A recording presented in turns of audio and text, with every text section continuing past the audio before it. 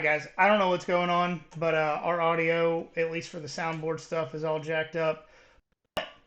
What's up, y'all? This is John and Mike back for another episode of the Nothing Finer podcast.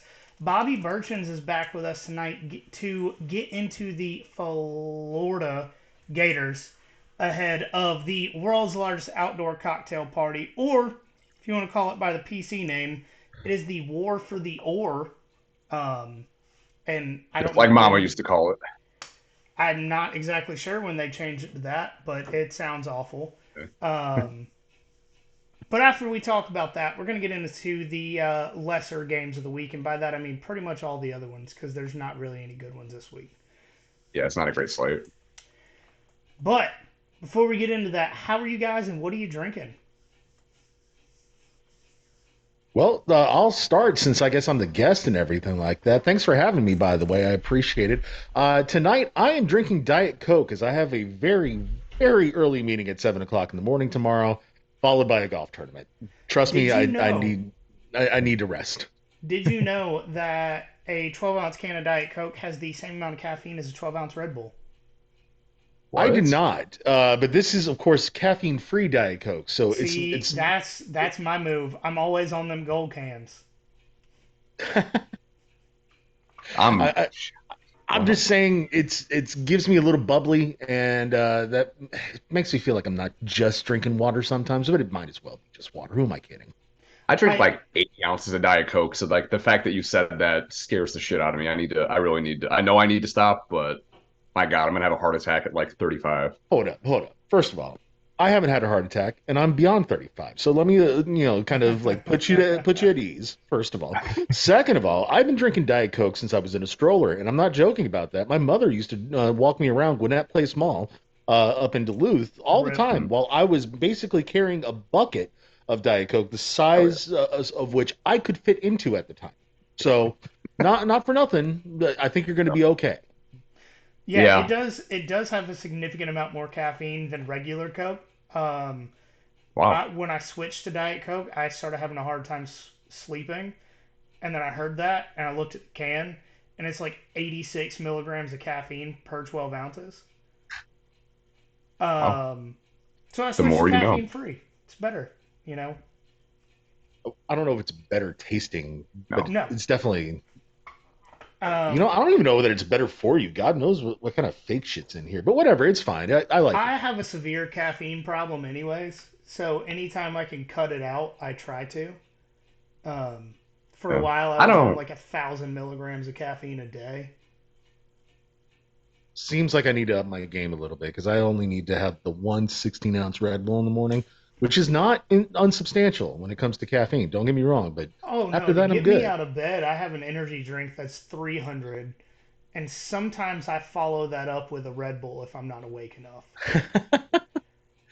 Okay, never mind. I feel good. Thank you, Yeah, guys. see, Um, I'm glad that we could help you out, Mike. Yeah. I don't drink coffee. Like literally all I drink is like Coke Zero and water. Uh, So I don't drink coffee either. I find it to be just too much.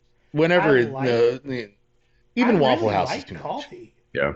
but just the small amount of hassle it is to get coffee in a big enough cup to wake me up and then go to my work truck versus grabbing a can out of the fridge is the reason I don't drink coffee. Fair enough. I understand that extra work being a I barrier normally to wake entry. up 5 minutes before I have to leave the house. So it's like it's got to be very efficient in the mornings. I get it. I do. Like I said, 7 a.m. Meeting tomorrow morning. Well, I have to come dressed in golf attire and all of that kind of stuff. I have a very very early morning plan for myself of waking up at 5:30, roughly, to make sure that I get there on time. And that is with all sorts of primping and prodding and trying to make myself look halfway decent out on the golf course. Because as we all know, when it comes to golf, it's not just about how you swing the sticks; it's about the fashion. And I'm rocking a white belt with a pink shirt tomorrow. I can't wait. Hell So yeah.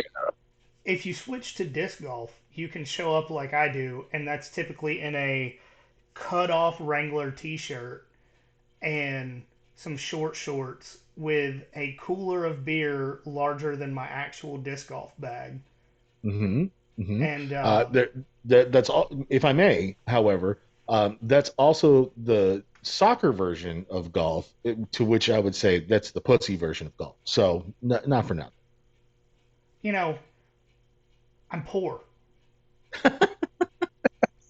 First off, I'm poor, but second, I have torn ligaments in my wrist and shoulder on the left side. Okay, that's fair. That's So fair. so only needing one arm for disc golf is the move. No, I can appreciate that. I can absolutely understand that. I am decidedly average at everything when it comes to income, when it comes to my play on the golf course. Apparently my team this year, but we'll get into that, I suppose. So just I'm right there in the middle, and I can make just enough money to have a decent golf bag in my truck. So But There you go. also, can you play regular golf in the dark? Because yes. tomorrow I am actually running a glow in the dark disc golf tournament where we have the park on Tybee lit up like a rave, and it's pretty cool. So down here in Winter Park, this is down here in Florida. I should point out since that's where I'm broadcasting from this evening. Winter Park has a municipal nine-hole course that Mm. is the envy of many municipal courses. As a matter of fact, it's ranked in the top 20 nine-hole courses in the country. And yes, they do host during the summer mostly. But they do host a an evening golf event where you do hit glow in the dark balls. I would love to have more golf courses, you know, put up lights, that kind of thing, so that I could potentially play after work. Because I'm one of those people who would love to go and do something like that, but I can't. I could always play hooky, but I don't because I'm a You're workaholic. responsible. Yeah, I'm an adult and everything like that. So the more lights, the better. But there's even a couple of courses down in Tampa that have that kind of thing. Yes, you can play golf at night. It's Hmm. not unheard of. All right, we've Noted. gone on like four tangents in the first 5 minutes. So, Mike, It's exactly how I wanted this to go. By the way. All right, that's the Mike, show. All right. Yeah, exactly. There's nothing finer in the how are land. you doing, and what are you drinking? Because I know both Mike and I are actually drinking alcohol for the first time in like 3 or 4 weeks. So Yeah, I'm doing fine. I'm like I said, drinking Diet Coke, caffeine free, so that I can actually get some sleep tonight. there you go. Long day plan tomorrow. Having to drink with a couple of vendors, couple of distributors, that kind of thing. Entertaining So clients. yeah, Yeah. Vendor no drinking clients, is no Oh, different. clients. okay.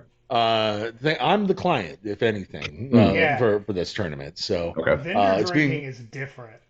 it Oh, is it we is. we went to a week long conference in Gulf Shore over the summer and went vendor drinking every day, and then had to be up at 6 for conference stuff. There were a lot of Vendor mistakes made. and vendor day drinking with golf involved is even more different. I Cause don't know how some of these people are going to make it home. We're playing at a course in it's in a place, and I'm not joking. It's a real place. You can look it up. It's called Howie in the Hills. That's the name of this city here in Florida. Howie in the Hills. We don't have hills in this state. We really don't. But somehow No. we have Howie, who's just Hmm. amongst them hills, apparently. And that's where this course is. It's actually one of the nicer courses that's out there. I'm not going to pump the name out there because I don't want to brag about it, but it's where Charlie Woods, Tiger's son, recently won the junior golf championship, as a Oh, matter of fact. So okay. if you are a golf fan, you probably know exactly where I'm talking about.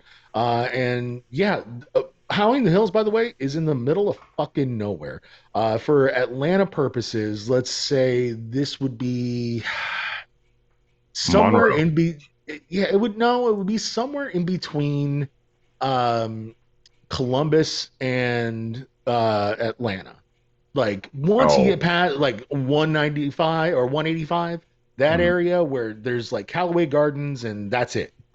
Yeah. Basically that's Howie in the Hills, except it's north because everything has to be north here in Central Florida. So yeah, I gotta chill a little bit with the drinking tonight, unfortunately. But I come prepared with stats and info, or at least info. Love it, Beautiful. love it. Beautiful. So as far as I go, like John said, this is the first time I'm drinking a while in a while on the pod. And it's not anything good. My wife bought something. She's like, "Oh, this is gonna be my new drink." It's sat in the fridge for like a month. It is a beat box. I don't know what the hell it is. I think it's box wine. It looks like a protein shake if you're watching and I didn't say that. I wish I would have just kept it at that. It's not. It's 11.1% alcohol by volume. So, I mean, it's better than beer. So, here we go. So I will say I've had the watermelon Hmm. beatbox. It's not bad. It's It no, this is fine. This is the raspberry one, a blue raspberry, because that's a real flavor. it just tastes like blue. Yeah, it tastes like blue, exactly. Um, Um, yeah, so I want to say, yesterday I got to see Mike's son Lincoln play football, and yeah. this is, for all intents and purposes, throwing shade at one person, and it's not Lincoln. Um, so for his what 8U team, is that Hmm. what he's on? His Yeah. 8U team, he is their Bear Alexander, and by that I mean the only person on the defense making a difference and putting an effort. Um, Yeah. I will say, I only saw like 2.5 quarters of the game, and he had 3 sacks and 4 tackles for loss. And he did tell the quarterback after one of the sacks that he was a bitch. Yeah. So He just turned 9 3 weeks ago, and we've tried to work on the trash talking a little bit. It's like, hey, buddy, can you not curse quite yet? But you know what? I'm he not did also mad. get You flagged for cussing. I believe it was at a ref, wasn't it? he yeah. Well, what was it? Two weeks ago during the Georgia and Vandy game, I wasn't able to go to because we were doing a school function. Um, he sacked the quarterback. The it wasn't a referee, it was the coach for the other team. Ran out in the field, told my son that he was hitting too hard, and again, my son Lincoln proceeded to say he needs to quit being a little bitch, and then walked off. That's I what the coach support told me. that. I What's that? support that 100%. Yeah, I'm sorry. I Who the agree. it's hell says football. it? Exactly. Who says something like that in football? Is it a You're flag hitting too football league? hard. Well, No, no, it's tackle.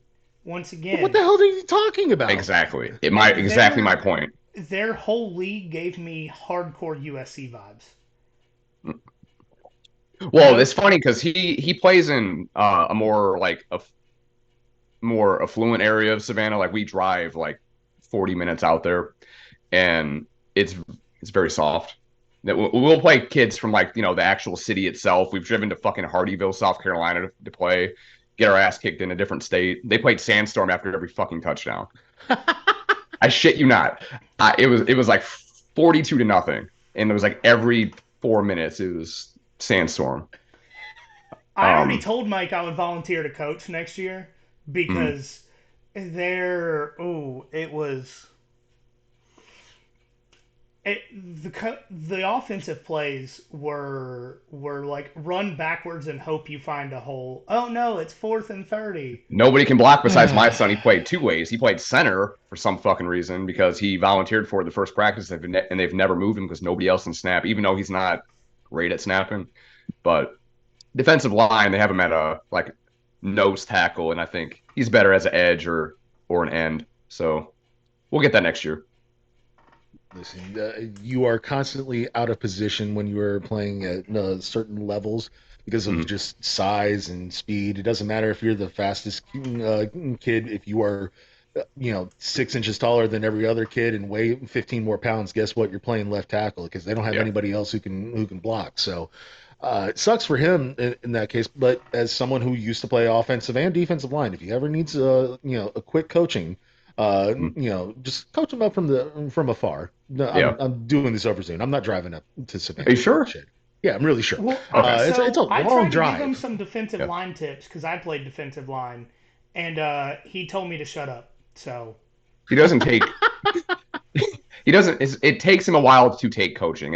It's a process. That's okay. It's understandable. Once he gets his ass kicked a few times by other kids, Yes. then he'll start wanting to get some pointers. Yeah. To So be fair, he is like one of the oldest ones out there because, like I said, his exactly. 8U team. He just turned 9 a couple weeks ago, and he's. I mean, I'm not small by any means. I'm not big either, but he's like just probably the second or third biggest kid out there. And next year when he plays like the 10U, he'll probably get a little bit bigger of a dose of reality when it comes to that. Once everybody starts hitting the growth spurts, then all bets are off. You Yeah. you never know what's going to happen.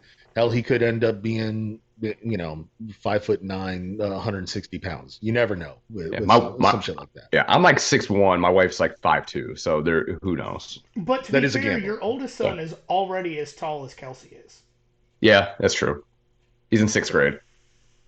Eh, I want to say Um, when I'm 6'5", so when I was at least 9, that's when I eclipsed my mom, who's like 5'4".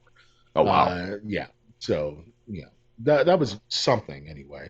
Mm. Uh, but you know, you're fine. We've got a football game to discuss yeah, Yeah, beyond we just got. your yeah, yeah. kids. I'm sorry. But This it's also fascinating. Don't get me wrong. But we Yeah, can do that recap next week.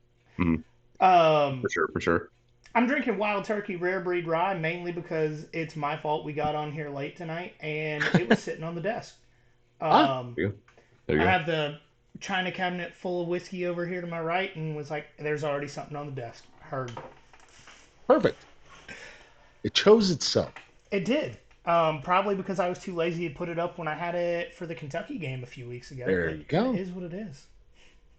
Interesting. Drinking bourbon during the Kentucky game. Was that a Well, theme no, drink of some kind? when Kind of, yeah, we yeah. so we had Cash Daniel on to talk about the Mm. Kentucky game. So when we were That talking to Cash fucker. Daniel, I was drinking my favorite Kentucky whiskey. I see. Okay. That's fine. And you know what? The state of Florida is not exactly known for its liquor or The its best whiskey to come out of wine Florida or is out of Horse Soldier Distillery in the Tampa area. The problem is I finished both of my bottles of that a few months back, and it's not distributed in Georgia yet. Um, not for so nothing. You could be coming down here this weekend if you want. I don't know if you were coming or not, but I am babysitting our friend's 16-month-old. oh, And John volunteered to watch my 4 kids so I can come down. So that would Whoa, mean shout whoa, out whoa, John. whoa. Shout out John. No, no. I said, if you drop your kids off at my house, they're going to be in the backyard with the dogs and have to fend for themselves. I'm going to lock the that sounds door. exactly the same to me. It's fair. You know what? Skyla can stay inside. The other Okay, bet. three, All they right. just got to fight the dogs outside. We got a They're used to that walnut anyway at tree. They school every have day. sustenance. Mm. No. But like legit though, there's like probably maybe a 30% chance that I make my way down there. One of my colleagues is selling a couple tickets, so we're trying to work out the logistics of it. So I may be down there for the game. Got my number, man. Text me. We'll meet up. Oh, for sure. So to get into the game itself, Georgia 14.5 point favorites. It opened this week at 16. I want to say it was close to 4 scores at the beginning of the game, and it's come down quite a bit. Or beginning of the season, it's come down quite a bit since then. Sure. Over under of 47. So this game has historically had more importance in the East than this year. But with that being said, Florida may have 2 season losses, only one of them being a conference loss. So, what is Sunbelt Billy's approval rating through his first season and a half? So I can only speak for myself because the fan base is decidedly mixed. If you sit in my section, there are times that he is just adulated and celebrated and all sorts of other words that Stephen A. Smith would use. And then there's other times that they want to lynch him because you know what? There's a lack of creativity sometimes, and this is where you know I call him Hillbilly, of course, because he's from them hills of Georgia. This is where he and I kind of depart. And I'm all for this whole recruiting thing. Yeah, great, awesome. We're ranked third in I think the 24/7 sports rankings or some shit like that. Yay, awesome, cool. Yeah. It's not producing anything on the field because that doesn't translate until like 2 or 3 years down the line. Yeah, just Uh, check out Miami for that, right? Exactly. Actually, a more poignant example for me would be my own team, the Florida Gators of old. Really, I hate to say that now, but Ron Zook was the coach that took over from Yeah. Steve Spurrier. Had a hell of a recruiting class. In fact, had a number one ranked recruiting class in 2003. Obviously, that didn't really work out for him, but the talent was there for 2006 and that team to be a defensive nightmare for people. That had some of the toughest sons of bitches that ever played at the University of Florida. So, not for nothing, this could translate to things down the line. It's all well and good. I'm still of the opinion that the cupboard was not bare when he arrived. There was clearly some sorts of culture issues, but I feel like one off season should be enough to really rectify a lot of that, especially given the circumstances around the country at other programs. Yeah. You see the ones that are going to work out pretty quickly. They may have a shitty first year, but by the year two, it's on. That, and it's hitting the ground running.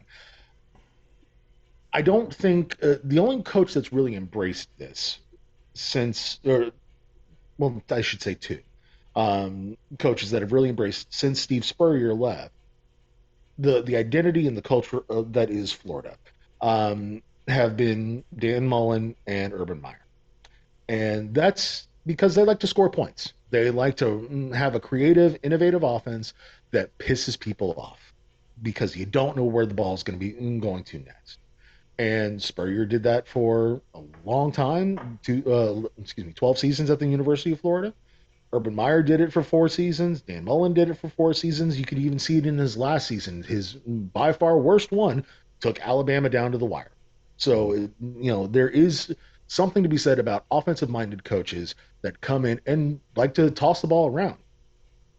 Billy Napier doesn't really like to do that. He likes to establish the run, which he's got a couple of very good running backs this season in Montreal Jordan and Trevor Etienne. Both of them are excellent. And then he likes to play off that with play action pass, sprinkle in a couple of RPOs. He's never really been the downfield deep threat type of offensive play caller, at least not at the University of Florida.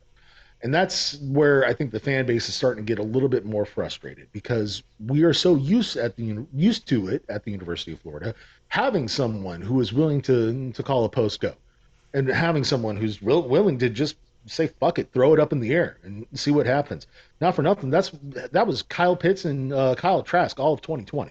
Yeah. And guess what? It works out when you have some great athletes. So, And there was no drywall left after that season. In your house or mine, there was a couple. There was frustrations on my side too, but nonetheless, when you don't embrace, when you try to change that basic type of culture at Florida, and Will Muschamp's not tried to do it, Jim McElwain tried to do it, Ron Zook even tried to do it before Urban Meyer. It just doesn't work. It just doesn't work. You've got to be, a fun and gun type of person. Billy Napier is just not that excitable. He is just deadpan, mumbles into the microphone, doesn't really have anything exciting to say, Gave and his head, even though he has a full head of hair. I mean, yeah, it's yeah, weird.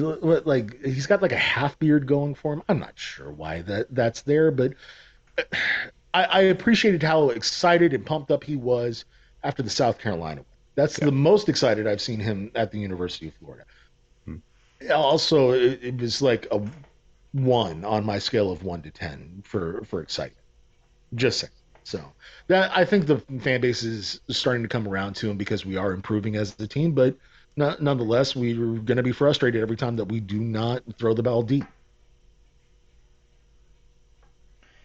Yeah. All right. So, Oh, go ahead. caveat off of that, do you think that he breaks down and gets an offensive coordinator this offseason? It depends on who's available, to be honest with you. Dan Mullen's still available. I He don't did pretty think that well the he. last time he was OC there. Yeah, I won't lie. I would take him in a heartbeat, just like would have taken Will Muschamp to be the defensive coordinator after his run. Um, I got to be honest with you.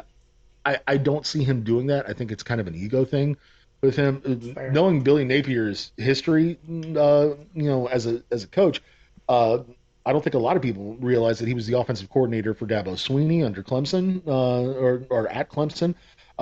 The first little run there where they started picking up some steam as a program. Like the Taj Um, Boyd era. yeah, exactly. A Clemson little bit offensive after that. coordinators have such a history of doing well as head coaches. Chad Morris, Yeah, just to name one. name one. Uh, Chad Morris was actually, I believe, the one who replaced Billy Napier. So there's that.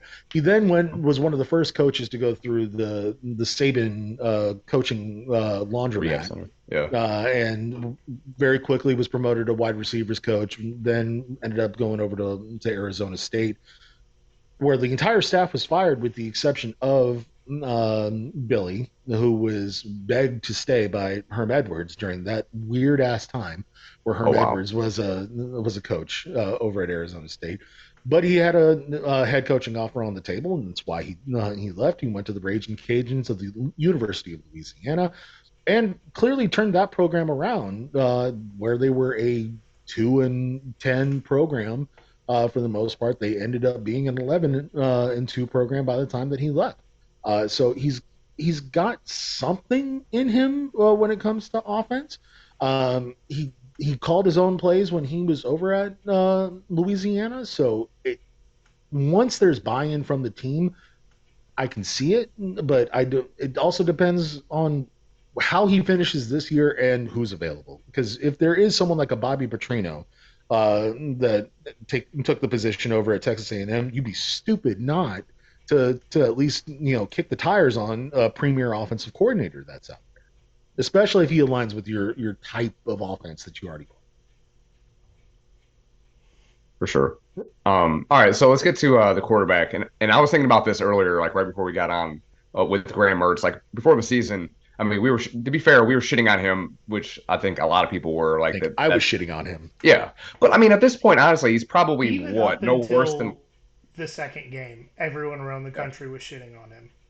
But like Well, at this point, deservedly. is he like he's probably what no worse than maybe fifth as like I mean it's still pretty mid in the SEC, but like he's not as bad as a lot of other like quarterback play has been. Honestly, I mean if you're just looking at the box score and all that. But with that said, Graham Mertz is third in completion percentage, but he is 77th in passing yards per completion at 11.16 and 26th in passing yards.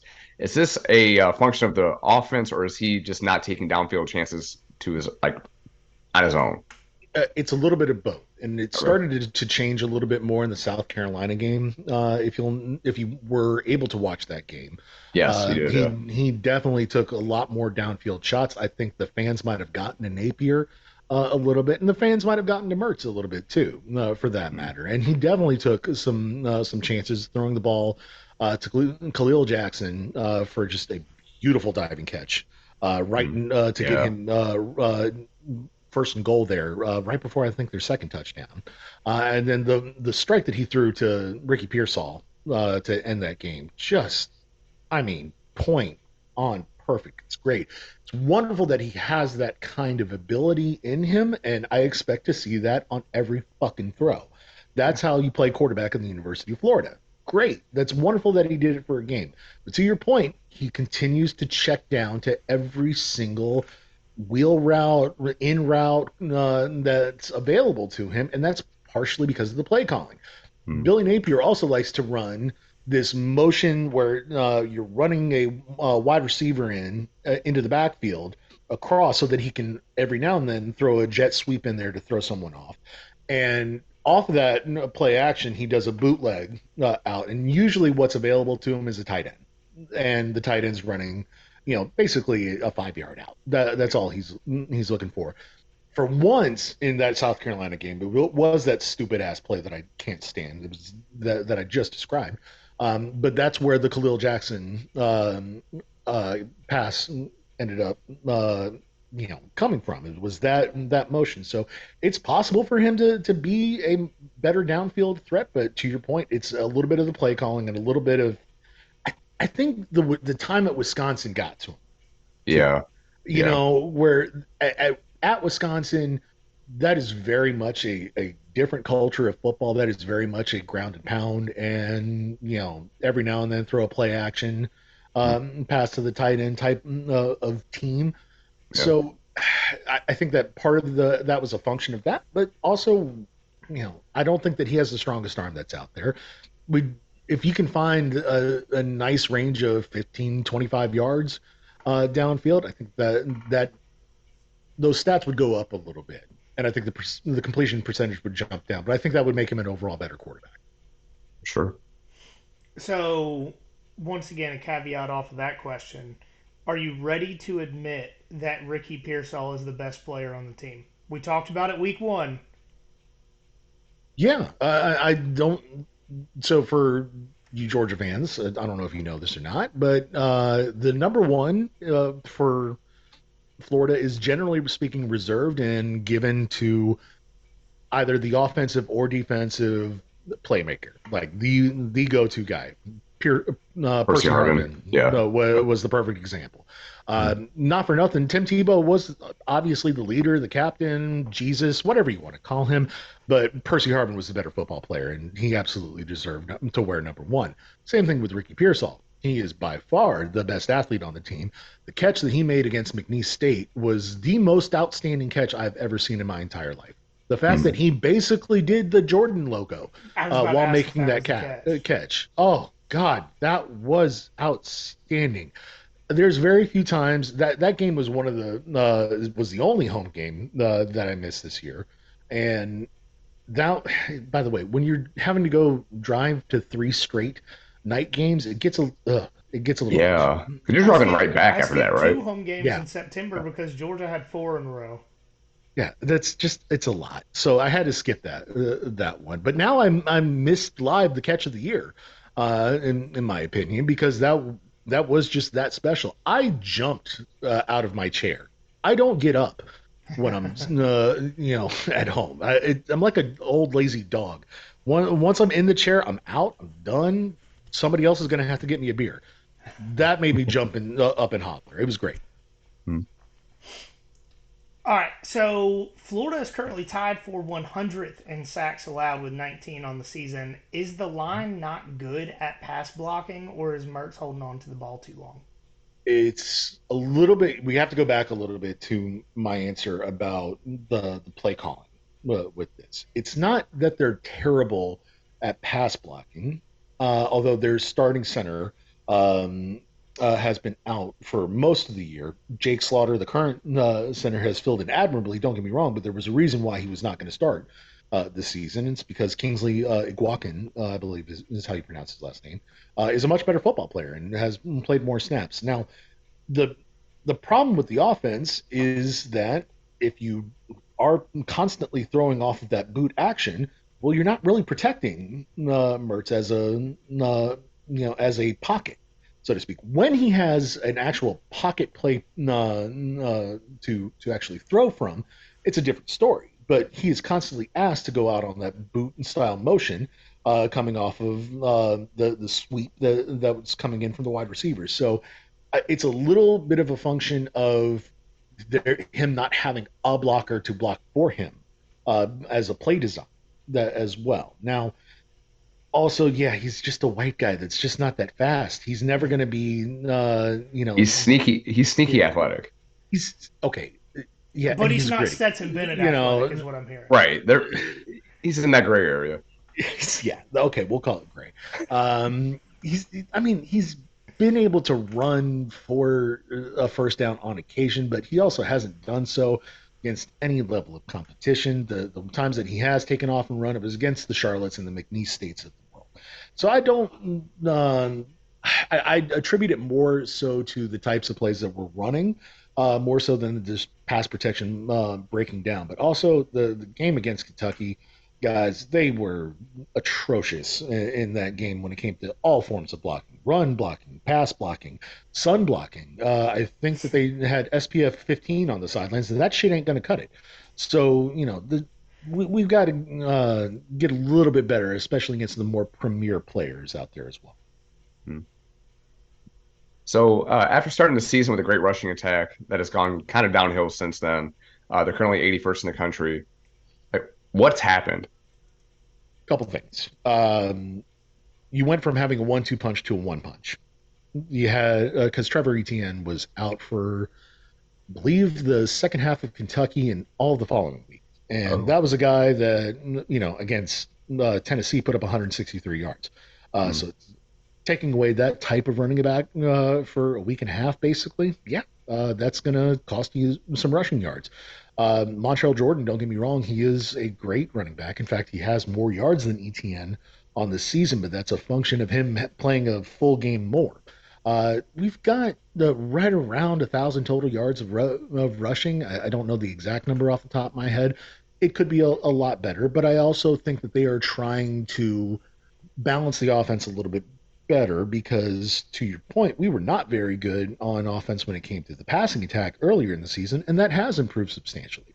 Sometimes that just kind of happens, and maybe we need to figure out that we are in fact a passing team and not a running team, and maybe this offense will explode. I don't know, but certainly there's the talent there at the skill positions anyway to make it a good running team. I just think the play calling and the offensive line isn't necessarily pulling both of their weights at that point.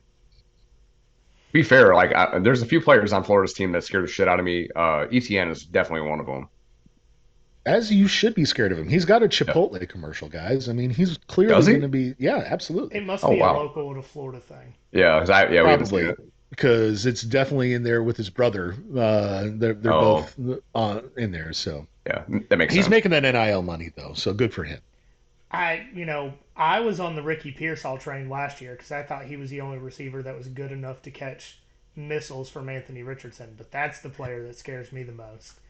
God, dude, Ricky Pearsall is. I don't know Yeah, what he was like, what his rating was out of high school, but it wasn't high enough. So yeah. this is my problem with the entirety of recruiting. Don't get me wrong. There's obviously some guys that you just can't miss on. But anybody who is going to be 6'10", 315 pounds, and have 4% body fat and playing left tackle, yes, that guy's probably going to be the best left tackle ever. Don't get me wrong. But somebody like Ricky Pearsall, who's not the tallest guy in the world, he's like 5'9", So 5'10", he's somewhere in Florida's Lad McConkey.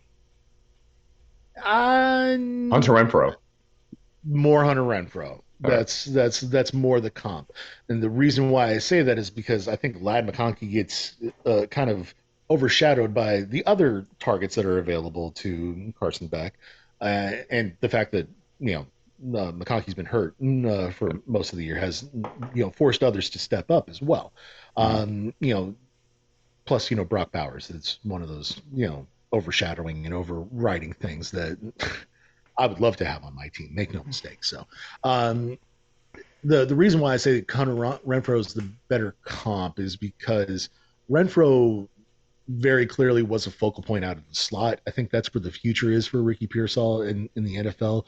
He is So he's a playing Patriots on the boy. outside. Yeah, very much so. Very It, much so. did he play lacrosse at any point? Does he play lacrosse right now? Well, he's from the West Coast, so I don't know. But he also has some Yeah. weird tattoo things going on. So I don't, Mm, he might not have that lacrosse in him. I don't know. okay. But he's definitely not wearing Lacoste shirts. I know that. Good for him. Yeah. Good for. I mean, when your team's sponsored by Jordan, if you're wearing Lacoste, there's a problem. Well, there is a tiny little alligator on the polo. So I tell me you drive your dad's BMW without telling me you drive your dad's BMW. my dad doesn't have a BMW. Well, Come on, man. I'm talking about kids in their 20s wearing Lacoste. Okay, that's fair. That's fair. I didn't buy my first Lacoste shirt until I was married. So, uh, I can't even say that correctly. what did you think it was pronounced? I, I Lacoste. I don't know. That's fantastic. So we're gonna move on to the defense here. So the Gators currently have the 18th ranked total defense in the country. How much of that is a function of the schedule, playing an injured Utah team? Then you had McNeese and Charlotte, and then how much of that is just that they're that good?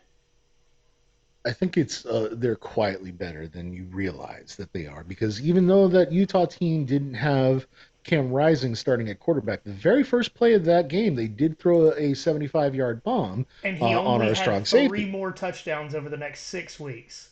Exactly. So we kind of shut him down after that, though. The score in that was a destined blowout game if this was 2022, especially under the or even before that, with Grantham on on the sidelines. So they did lock it down a little bit more, and they only ended up giving up 22 points on the road to a top 10 team. What are we bitching about with that from a defense?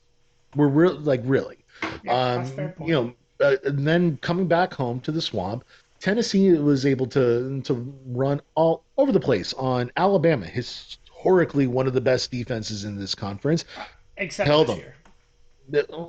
Okay, yes, but I said historically, not this year.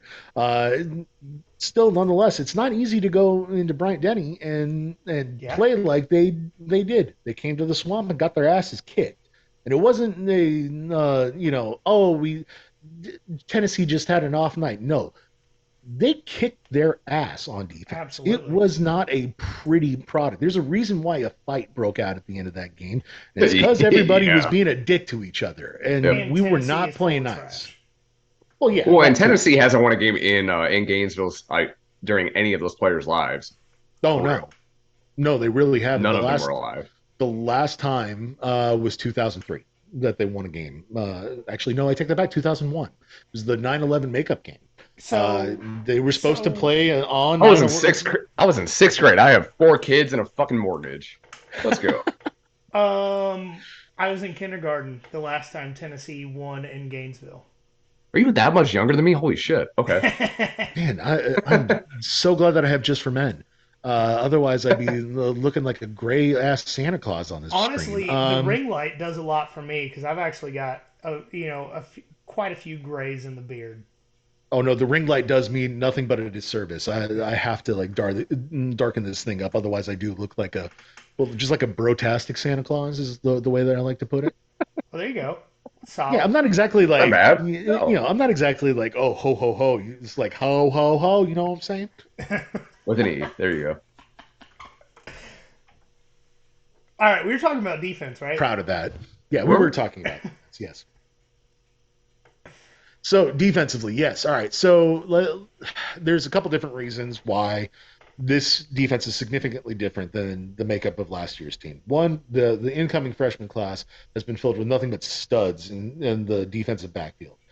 They're not the most interception worthy team. Don't get me wrong. We're not going to pick off many balls, but also we're playing pretty damn tight coverage against some of the best receivers that are out there. Second, when it comes to the defensive line, and that's where this game is really won and lost, they have 8 or 9 guys that rotate in and out and can actually play some ball. Now, it's not the same talent level as a UGA. I'm not saying that that's the case. I think that there is still like an increment there that Florida has to catch up to when it comes to the talent on defense. But they are starting to build some depth there finally. And when you have depth, you are able to send your best out there for the most critical of plays. And that's something that was not there last year, 2021, even going back into 2020. We did not have the depth. And now we seemingly have the depth there to actually maybe make some noise on Saturday. So the Russian defense has been elite. I mean, I don't think anybody can argue that, with the exception of the Kentucky game, I obviously. Ray can. I was Davis. about to say. Yeah, Ray Davis. I mean, He's running over 280 everybody. yards, right? Yeah. Don't get me But wrong. but besides that, because Kentucky's shit the bed ever since then. But Yeah, that was their Super Bowl. But yeah. um, if you take out that game, they're allowing an average of 90.8 yards per game. If that game weren't played, they'd be 10th in the country. So with that said, how well do you think that they do against Georgia with Amarius Mims back on the offensive line? So, having watched a couple of Georgia's games this year, and it's not so much about who's better; it's about a matchup that I see. I This is partially just a function of Mike Bobo being back as offensive coordinator. They tend to call the same 5 running plays. Yep. Doesn't matter Hmm. what those 5 running plays. I mean, it's just trap. Shockingly, none of them are I formation, which we were actually Yeah, calling for to start the season. yeah. We wanted the Um, very first play of the Mike Bobo era to be a fucking I formation, like 8 gap run or a toss sweep, one of the two, we just and it didn't wanted That's to what I happen. see mean. everyone's head explode Yeah. simultaneously, Yep. and we're and disappointed it it would didn't have. happen. They absolutely would have. It would have been like Mars Attacks at the end of that movie. That's a reference for someone. So, look, Mike Bobo, he's gonna only produce a handful of plays, and he's gonna run those plays like it's Novocaine. Was it that Denzel said? And Remember the Titans, just give it time, that it will eventually work. That seems to be how the Georgia offense is run, regardless of who's at running back. Mims is an excellent player. Uh, Hate that he's back for this game. Glad to see Brock Bowers is out. Um, Hey, so you don't say that on these airwaves. You say, I hate that he's hurt, but if he had to be out, this is the game for it. He's our special boy.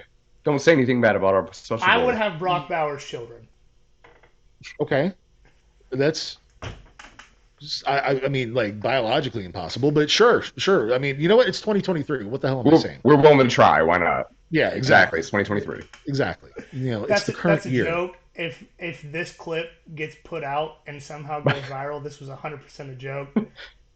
Millions, do not put this out. Please don't. Or do, because it would get a No, lot of no. traffic. Yeah, You know please. what? Actually, yes. Put this out there. It's the current year. Okay, that's how you should define it, so that it can be evergreen. You can use this clip again like 5 years from now. I hope Um, Brock Bowers is still playing for Georgia in 5 years. it's not Stetson Bennett, man. Like, he's gonna exhaust that eligibility at some point. I still You don't never know. know how. COVID could come back. We could have another Eh, COVID. Don't say Sometimes it that. sometimes it is here, but we'll Not in the scoop state of right past Florida, that. it's not, but that's a whole different discussion. Um, Everywhere but Savannah. is It's that what it gone. is? Yeah. Is that that Yes. sucks? Well, you're welcome to come down to the Sunshine State, where sunshine is in fact the best disinfectant. Having said all of that, to get back to the actual game portion of it, no, I'm not excited about facing Mims in the backfield, but also if we can figure out which of the five running plays that Mike Bobo's going to call, perhaps we can bottle them up a little bit better. The linebackers for Florida are far more athletic than I think a lot of people give them credit for, and that's Scooby Williams and Shamar James. Both of them are kind of undersized for most SEC linebackers, but they can fly to the ball. They can flat out hit you. I really think that they can track down Mims a little bit better than some of the other competition has been able to thus far. So you already mentioned it a little bit, but for the flip side of the front seven, they're tied 110th in sacks. So what's stopping this front seven from getting to the quarterback? Part of it is that we are not blitzing anymore, and that's okay. So I anti-Grantham. Yeah, I think that we kind of needed a little bit of an antidote to grant them in that respect. I wish they would blitz a little bit more often. I don't love seeing eight drop back into coverage on an obvious pass play. I want to see them get a little bit more pressure, but they've emphasized this year more tight coverage and making sure that somebody doesn't catch the ball instead of getting to the quarterback. It's also been that when you play a team like Kentucky and the way that they played against us, well, I mean, they didn't have to call a pass play. So how many sack opportunities could you genuinely have? I think they only threw the ball a dozen times that game. So there's only we've not played the most pass happy offenses that are out there. When we have played passing teams against the Utah, we did okay ish against them, but we've also made a couple of sacks here and there. But also the game of college football has changed to a degree where it's more along those RPO lines, where ball's getting out quick, much quicker than it used to be. It's partially why Graham Mertz has that high completion percentage, is because he's getting the ball out quick. So there's just not as many opportunities. And frankly, when we also have what's his name, our big guy, number 21, Watson there. Watson. Yeah. Yeah, I mean, he's not exactly what you would call just a fast person. You can remove the S and you'd be accurate, but he's not the speed demon that some of the other guys are. So I may clip that and put it out on social media because that was Yeah. hilarious. That I'm was glad to gold. Yeah. I'm glad to hear I could provide some sort of content for you guys. All right, so the secondary has been better than people outside of Yeah, Gainesville expected for sure. So currently they're 21st in the country in passing yards allowed. Similar to the front seven, they're tied for 125th in the country in interceptions. So what's the deal with the secondary? it's a base defense, guys. I mean, what are we at the end of the day here? Football is a game of making a big play every now and then, but you got to be steady when it comes down to things like your passing attack and trying to defend against that. If they don't catch the ball, who the fuck cares if we dropped it as an interception or not? They didn't gain the yards. That's what matters ultimately. And they've been doing a wonderful job of being able to break up passing plays. Now, having said that, yes, I would like to see more big plays because really the biggest interception of the year came against Tennessee on a duck pass, on a missed route, on something that I think we hit Joe Desmond Milton's hand. Watson obliterated Joe Milton on that play. Well, I mean, once he actually makes contact with you, it's gonna hurt. It's fair. I mean, that you can't be that large and run into somebody and it not hurt, except for maybe me because I'm also that large. But that's kind of like the two brick walls running into each other at that point. I I just don't think that they've emphasized going after the ball for the turnover. They've also dropped a couple of interceptions this year too. There's a reason why a lot of those guys are playing defensive back, and it's because they can't catch. They damn sure can defend, and they're fast as hell.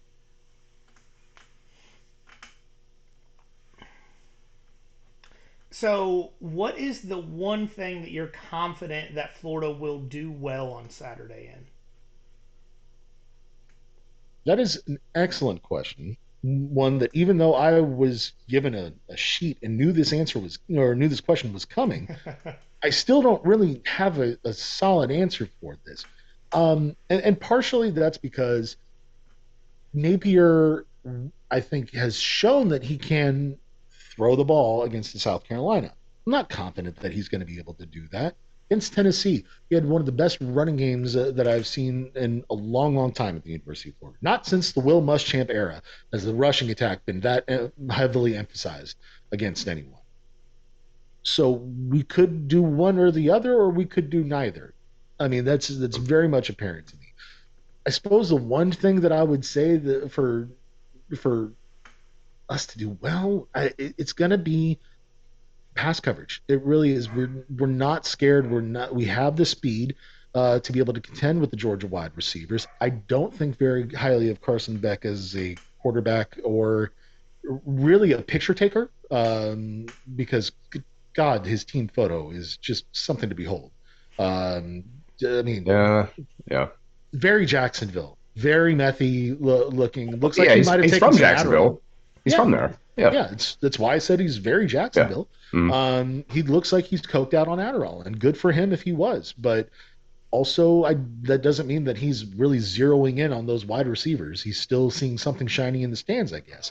So there's going to be opportunities for us to play well in pass coverage.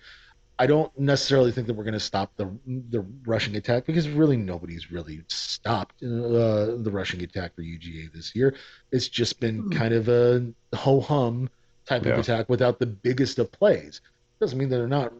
How many yards per game is Georgia piling up? I mean, it's over 500 or at least close to it, right? Exactly. Yeah. So it's not as though they're hurting for yards or anything like that.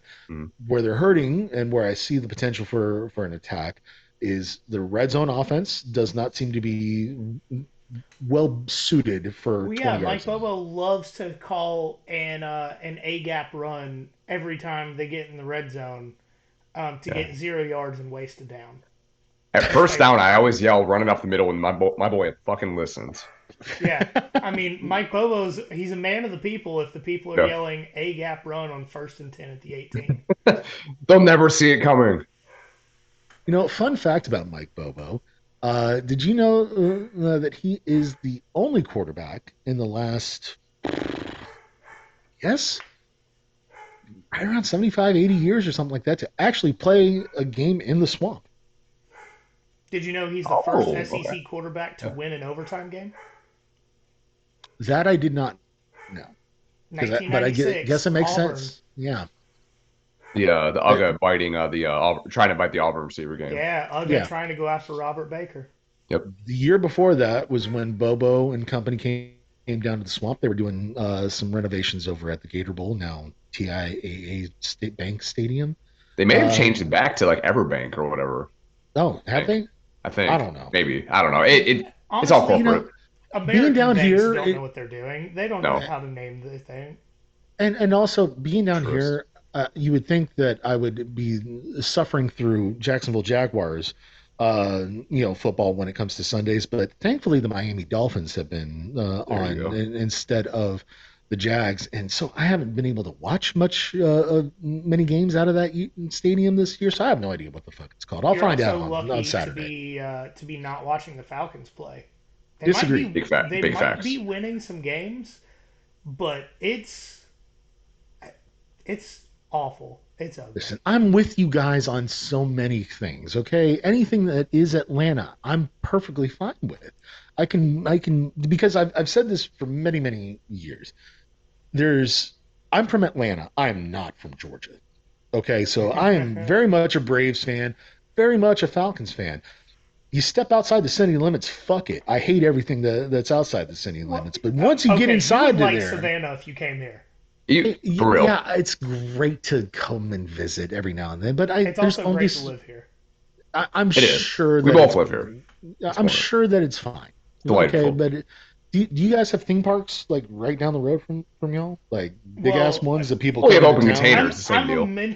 That's I'm a fair. mentally stable adult. So what I do is I go Ah, you're out. going with the Oh, I go get hammered instead of go to theme parks. why not do both? that's a good point. You can drink Because around Epcot. so here's the thing. Once again, we're throwing it back to the intro. I don't have the money to get Disney drunk. Now that is something that I do usually spend my money on is Disney and drinking. No, So I'll like tomorrow. I'm gonna go get a 6 pack of Tall Boy PBRs for six Hell yeah. dollars. wait, they still only cost $6? Yeah, they Hell, with do. inflation, Six they'd be up to dollars. 10. No, Mhm. Tall Boy PBR 6 pack, $6. And then I'm That's gonna go hang out with my friends on Tybee, throw some frisbees through the woods and dart. Maybe hit something else and come home. I think Amanda bought a 6 pack of Sam Adams Oktoberfest for like $20.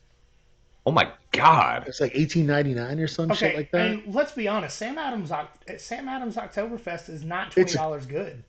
I mean, it's a comfort beer for me, so I'm willing to pay it. I'm not willing to pay 30 for it, at least not right now. I But am it is a whiskey or the cheapest beer I can find kind of person. John can attest. Every time we've hung out, I only drink PBR because I'm cheap. I drink like I'm fucking 16.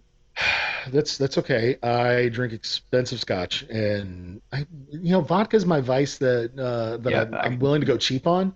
yeah, Tito's and tonic for me when it comes to that. But with beer, I'm still a Sweetwater 420 guy. Anytime there that you I go. see that, I gobble it up. So, I, See, when you come visit Savannah, I need to take you to a place called Two Tides Brewing. okay, okay. Their Do they beer have a solid pale ale like 420 is, or uh it's it's better.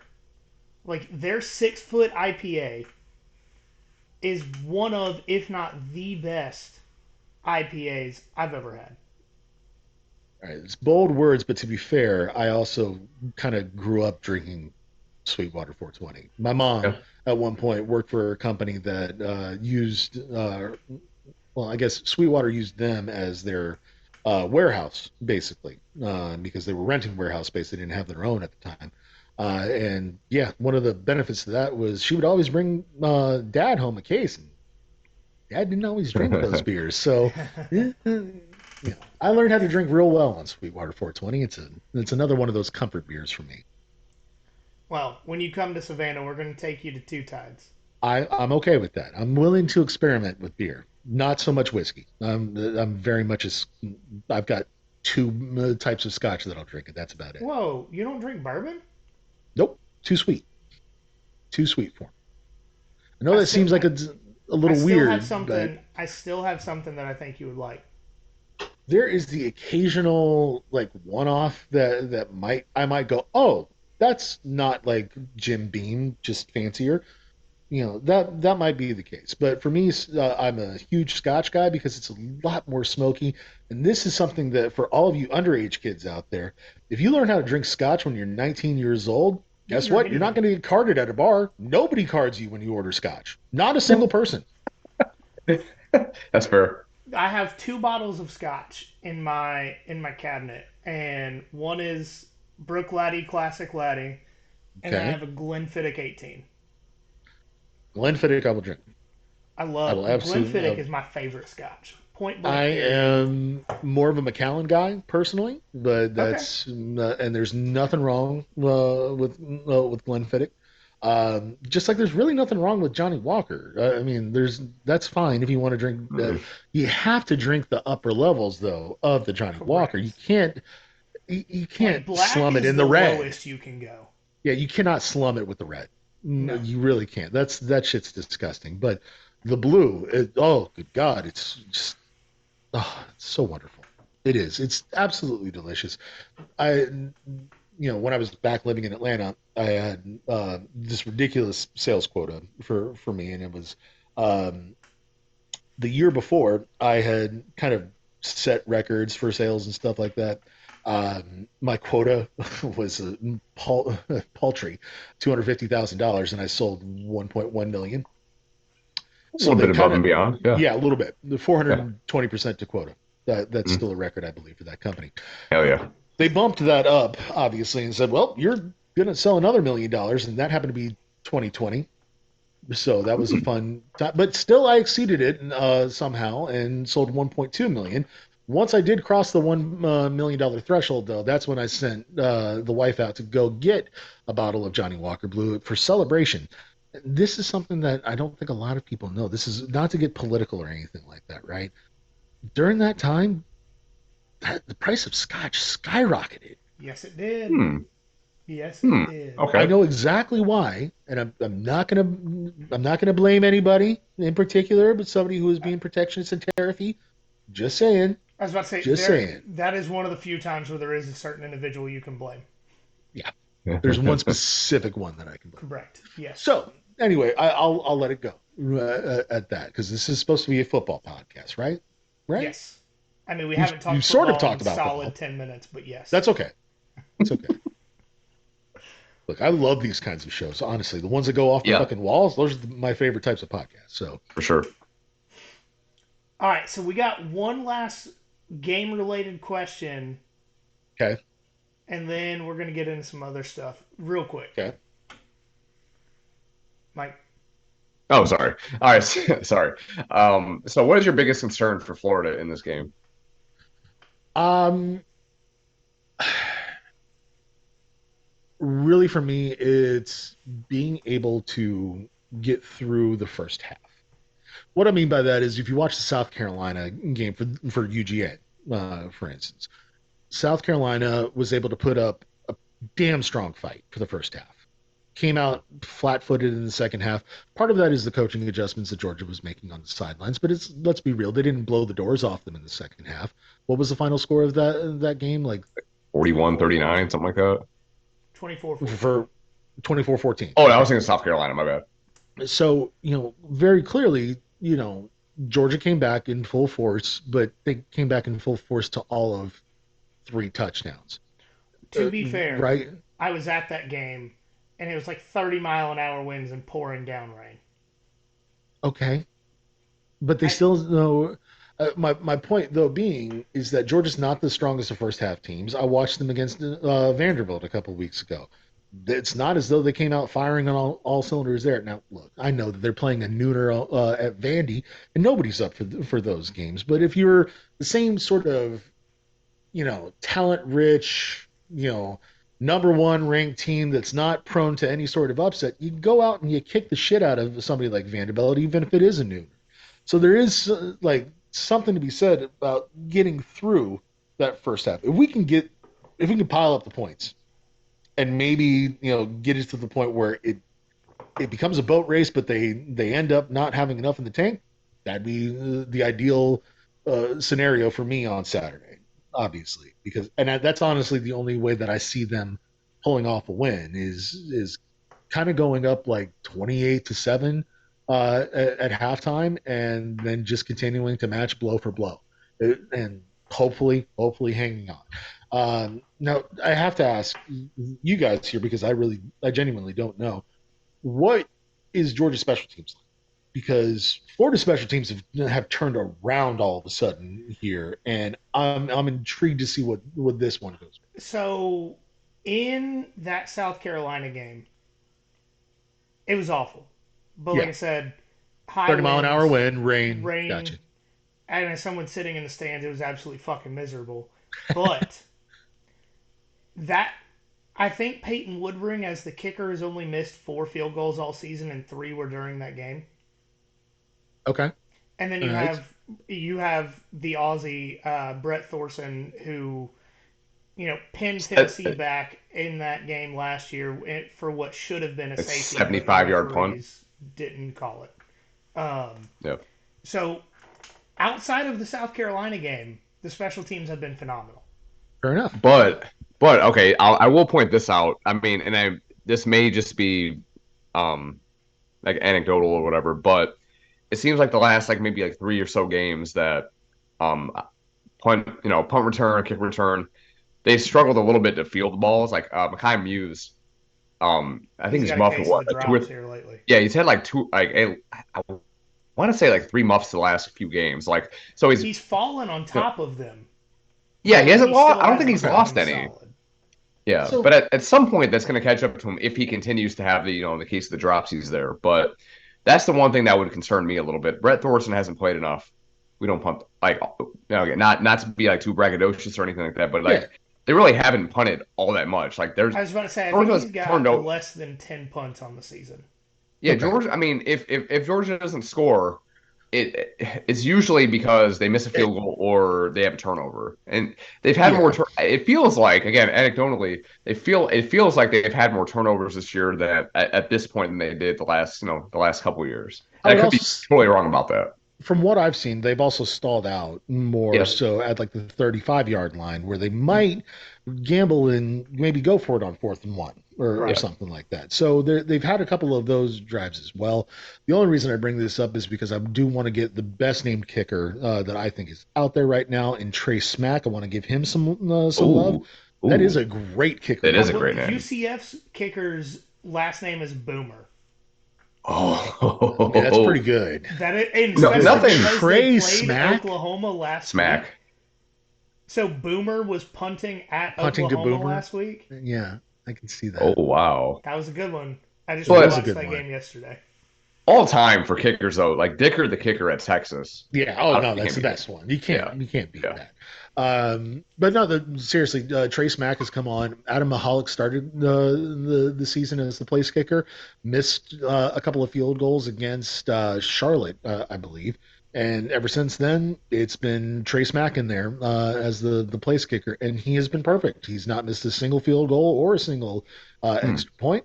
Like you guys, we have an Aussie style punter or an Aussie punter, and he's one of those weird ones too, like Cam Smith on the PGA Tour, who's got like a mustache that really shouldn't be a mustache because it's very peach fuzzy, and kind of has a mullet situation going on.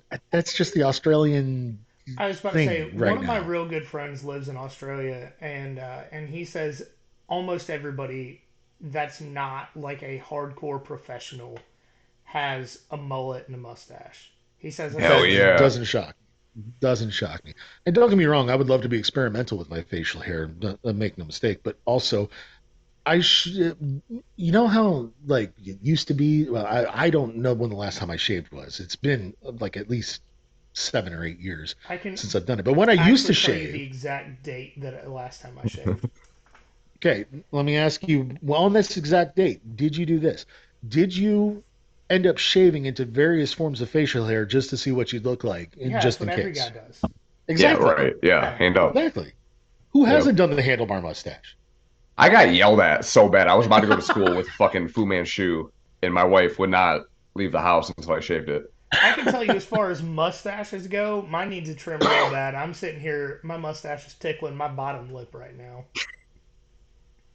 Yeah, you got to Once get I in there start with the eating the wall beard, I clippers. I can't do it. have I have no upper lip if you can see it in the video. That's just bottom Oh lip. no, no, I get it. I have to maintain an immaculately close beard for a couple different reasons. One, my beard hair is just not. It's kind of like eh, everywhere. It kind of just goes off wherever the fuck it wants to. It doesn't grow in a nice, thick, full, any sort of pattern. It just goes off into weird directions, and I don't like it for The one thing. reason I don't trim my mustache is I have what I have self-diagnosed as situational epilepsy. Um, and when I go to trim my mustache, I'll sit there with my trimmer, and then just my arm twitches, and then I just have a random ass line straight to Uh, skin through my mustache. So I don't trim it. no, that's also fair. The other thing here is, down here in the state of Florida, as much as I love the sunshine, I don't necessarily love the humidity that is down here. If you have too much facial hair, you will sweat and you will have a bad time. Oh, It's one thing to come down here for a visit. last Hmm. summer in Savannah, I had hair down to the bottom of my shoulder blades and a beard out to here. It I was remember you at the Florida game that you went to last year. Kind of similar. You still had yeah, a pretty long mane. yeah, yeah. Um, I couldn't have handled this summer with that same hair. Just being Oh, honest. no doubt. Yeah, yeah. This summer was brutal. So I work I don't know if you guys knew this or not. I work in air conditioning. That's a rather popular business down here in the state of Florida. But because I work in air conditioning, I actually work without air conditioning all the time because I'm Yep. constantly in places that don't have it. And that's why I'm there. So I'm constantly sweating and just like begging to get back to the car so that I can crank up the AC and waste my company's gas. That's really what it feels like I'm doing for a solid 15 minutes just to cool down As because someone who God, also drives a company vehicle, I can confirm. yeah, it's just not great out there No. sometimes when it's 98 degrees and 87% Right. humidity. It is not pleasant, not pleasant, especially when you have to wear at least jeans, if not khakis. Wearing pants in Florida is a tough Being a ask. field guy, I have fun fact. If anybody else that listens to this is a field guy, Columbia swim trunks have belt Ah, loops. They have that's They belt true. do. loops. They do. They do. So all summer I have a few pair of Columbia swim trunks, and I do laundry twice a week. But especially Twice a because week. I work in a water-based business and they dry quick and they have extra pockets, throw a belt on my Columbia swim trunks, and I wear swim trunks like 7 days a week in the summer. So this is why I'm obsessed with buying certain brands and types of products. I have my own podcast about traveling to Disney World, and I'm sure you'll let me plug that here in just a little bit. Absolutely. So I won't Hey, do. I've liked and subscribed. I appreciate that I because think I've been yelling at so. people. Not only So have I also subscribed, but before I went to Disney for the first time in 20 years, a few months back, I listened. oh, did you? I So you did. got some good advice, I take it. Yes. Hell Also, yeah. our friends that live in Orlando have season passes and go all the time, so So they they know know a lot of exactly my stuff. plight. Correct. Correct. They know my Yes. plight. So one of the things down here in particular, because of the heat and the humidity, man, I won't buy Florida gear unless it's like the authentic Nike coaches Yes. gear or the players gear. Hell, I'm willing to buy it off a player on eBay if that's what it takes to get the dry fit and shit because that's the only way you can survive down here. You end up Same. wearing those 100% cotton t-shirts. Fuck that shit. I Nope. have no desire to wear any of that. Under Armour, that brand alone has saved me as far as I'm concerned from so much gold bond that I mean the amount of money that I would spend on gold bond would Yeah. be astronomical if not for Under Armour. So Monkey butt powder is have a also a solid investment. is it? I've not tried it. I'm So it's good. terrified. It's good, but then so pro tip. Um, there's like a deodorant stick thing called Body Glide. I've seen this. I have. I've I've not used it. tried it. I've used it. Is it for your So tank? it's for everywhere that your skin Yeah. rubs together when you're Okay. sweating and So moving a yes. lot. Yeah. Um, All right. Bro, I would coat the inside of my legs before we would go on ruck marches when I was still in the military. I did, Nice. we did 12 miles in 3.5 hours with rucksacks on. Did not chafe a single time. Wow. No Okay. free ads, but thick kings listen out and go to Body Glide. Hey, Okay, we need to get fair. fucking on top of that, like ASAP. Damn. That's very impressive. Especially because there's no chance in hell that I could ever march a mile in 3.5 hours at this point, and at this Well, state of my bodily function. So I that's back in that's the an amazing day, achievement. I was a bad motherfucker, and then drinking and multiple injuries set in, and now I am Yeah, that'll who I do am. it. Yeah. I'm not here to judge. But yeah, there's just something about these Under Armour shirts and those kinds of dry fit in particular. I want Columbia. You brought them up. Those PFG long Yep. sleeve shirts. Man, I've got like 12 of those things. I don't even fish, guys. They're just fucking comfortable. They are. They are. And it's like you're wearing sunblock. So like that's a good pro tip out there for dealing with the sun. Wear some of Mhm. those Columbia shirts. I'm telling you, they'll take care of some shit. All I right. think we I were supposed to make a pick or something. I don't. I was about to say I don't really remember where we're at, but we're gonna do some game picks real quick, and we don't have very many this week because, like we said, the slate's kind of shit. Fair. Um, so we've got Oregon, and you just have to do straight up picks. But we got Oregon 6.5 point favorites at Utah over under 48.5. You know what? I'm actually going to take Utah on the points. Ooh. Okay. A couple reasons. One, doesn't matter that Bo Nix has been around since Stetson Bennett has also been around playing quarterback. But to be honest with you, Oregon has not been overly impressive, even in the games that they've you know purportedly played well in. I didn't think that they were all that impressive against Colorado, to be honest with you. And then they And go, Texas Tech for that matter, but yeah, that's another yeah, thing. and they went out and lost the last time they were out there. Yes, it's to Washington and Michael Penis Jr. or whatever his name is, but Yeah. Hey, the Nothing sorry, Finder poll Penix, had Penix. Washington at number one for a week. Tied with Georgia for that matter. But hey, if you want to get in on the poll, I was about to say, I'll throw some picks in there every all now and right, then. But cool. yeah, I look, I got to be honest with you. Utah is a tougher place to play than people will give it credit for, and it's certainly at a higher elevation than anything that Oregon has had to deal with, and that is a thing that you have Yeah. to actually watch out for. It is going to slow down that attack to a degree. Not saying that it's going to overwhelm it or anything like that. Utah's a solid program, guys. Yeah. They have absolutely earned their place out there in the Pac-12, and I genuinely think that they can actually put up a damn good fight against the Ducks. I can see Utah pulling off an upset here. They're going to dominate the Big 12 for that matter as soon as they move there next year too. Yeah, that's for sure especially because they with can actually play Texas some and defense. Oklahoma out of the Yep. race. Yep.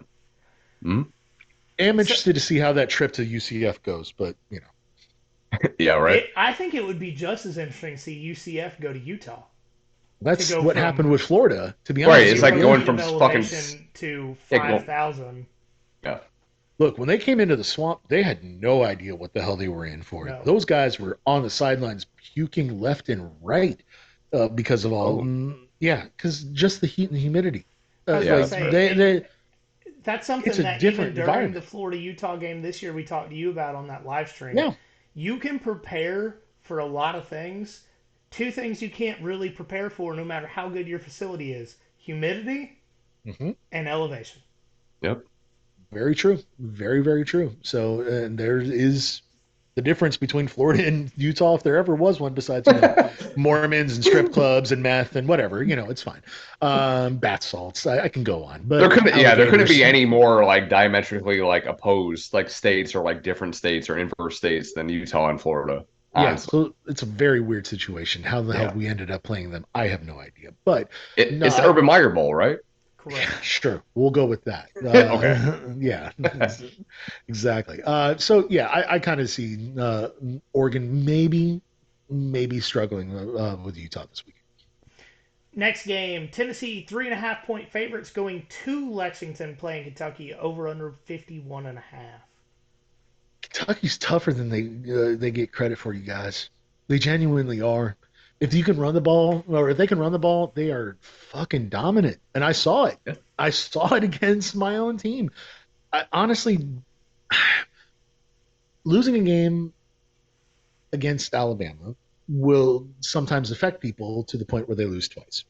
And I kind of see that happening with Josh Heupel and in Tennessee. Tennessee is absolutely more talented than Kentucky. There's no doubt about it in my mind, but it's a really different environment when you go up to Lexington to play. I'm going with Kentucky on this one. I will say there used to be like a stat like when teams would play Alabama that I mean I know it wasn't like in the other The the hangover. opposing team's favor.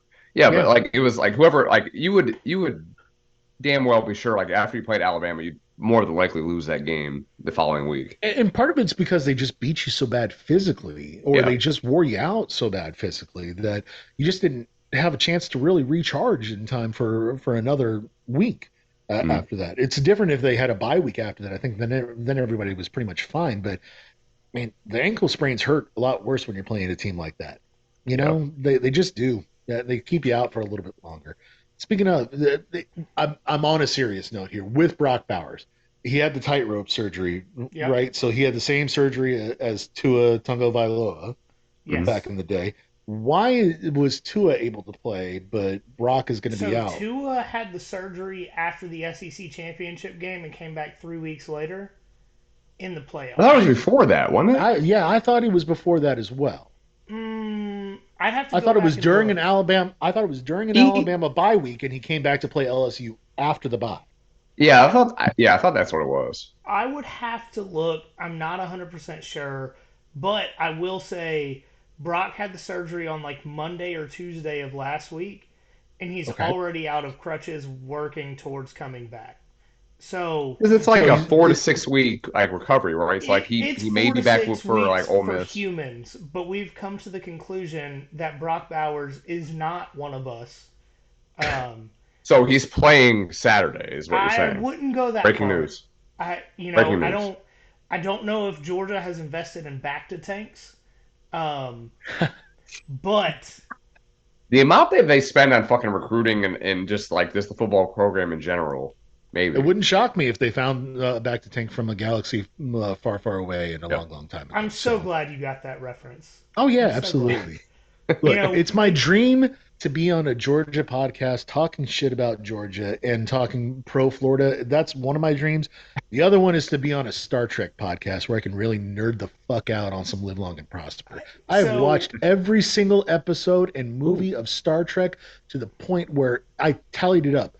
An entire month of my life with no sleep, mind you, has been dedicated more than once to watching the entire Star Trek library. I Hell will yeah, let's go. say back to tank. I was referring to Star Wars, Of course you were, because I've but seen The Mandalorian. but And you know what?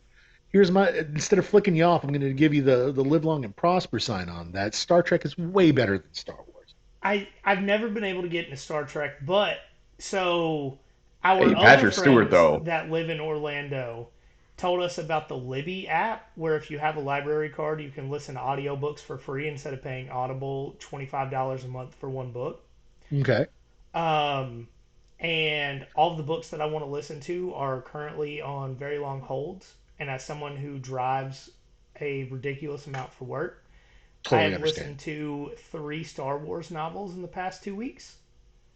Caught me up on some Tom Clancy going that route. I understand exactly where you're coming I, from. there's a book series that I've been following for the last 12 years that our local library does not have the audiobook of the latest one. So I am just biding my time until I get to that one. This is a Star Wars No, no, no, no. audiobook. Oh, okay, It's okay.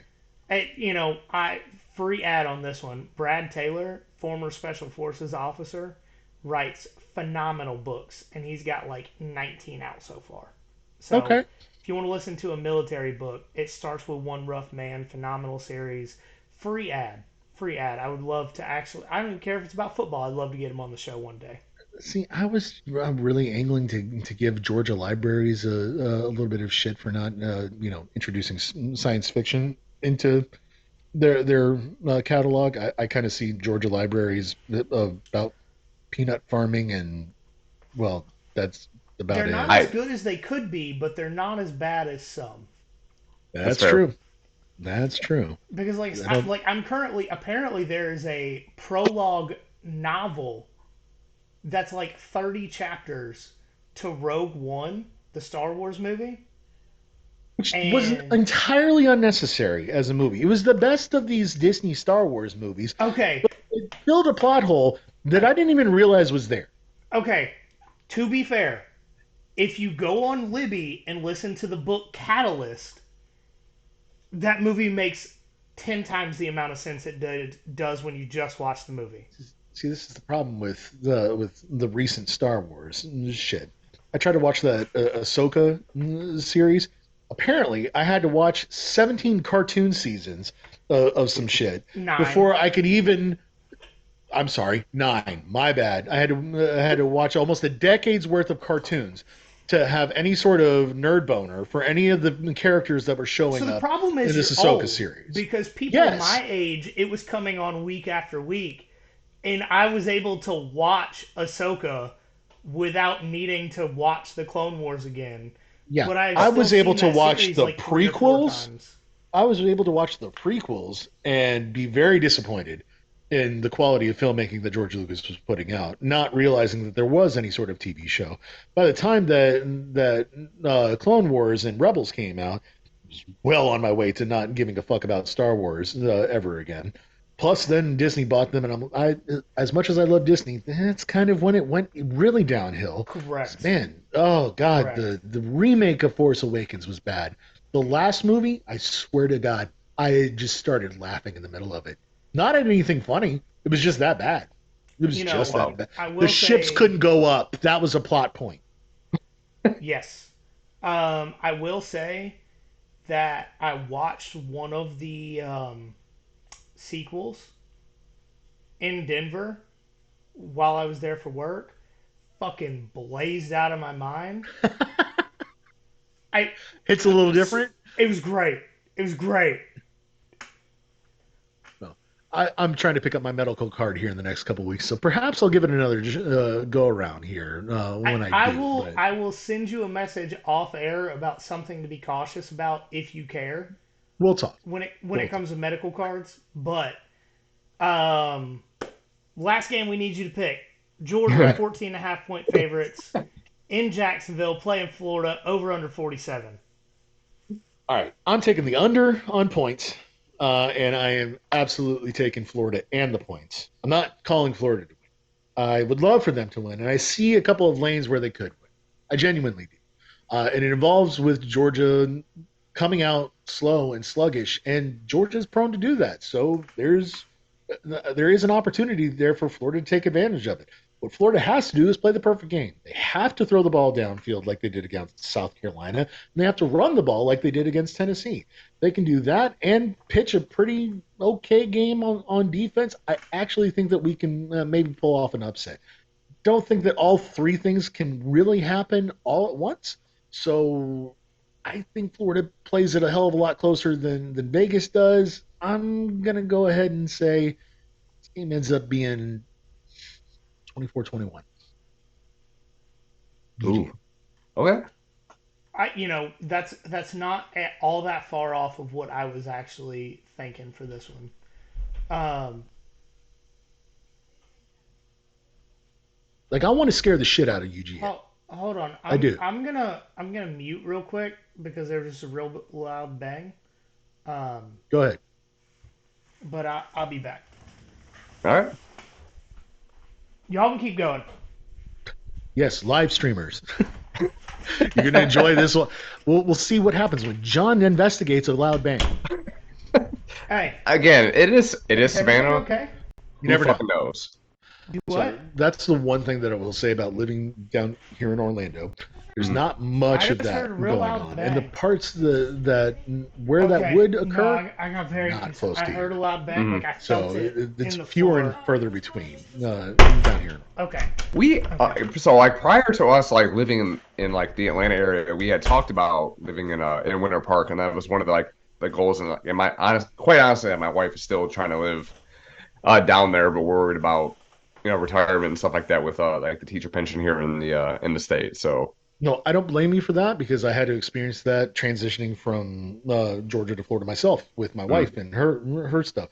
Now, the time served doesn't translate, but the 401k does, so you're going to be okay, okay mm, at that point. But having said that, Orlando's an expensive town, and it's getting more and more yeah, expensive. And the part of the reason is it's my fault. I'll go ahead and say it. My company does a lot of these, you know, kind of ritzy ass homes that are out there. mm, There's a neighborhood at Disney World, as a matter of fact. It's called Golden Oak. The cheapest house on the market there is $9 million. Lee, okay, Okay, so that's the area that I'm tending to operate in from a business standpoint. But that mm, has driven up the cost of every shitty, rebar and cinder block house up to the realm of $500,000 if you want to live in a safe oh spot. Lord. You I know, mean, at this point, it's kind of the same in our area too, which is hard to believe. Like the place that we rented when we first moved here, like fucking 10 years ago, it was like 200,000. Now it's like three-quarters of a million. Yeah, It's I for insane. us, Yeah, for us, it happened in 5 years. yeah. Not I was even about to say, like, when we bought our house, it was expensive. We could sell our house probably for and twice or make. three times as much, Oh yeah, yeah, yeah. No, like that. There are houses in our neighborhood that have not been updated since before I was born. and still would sell.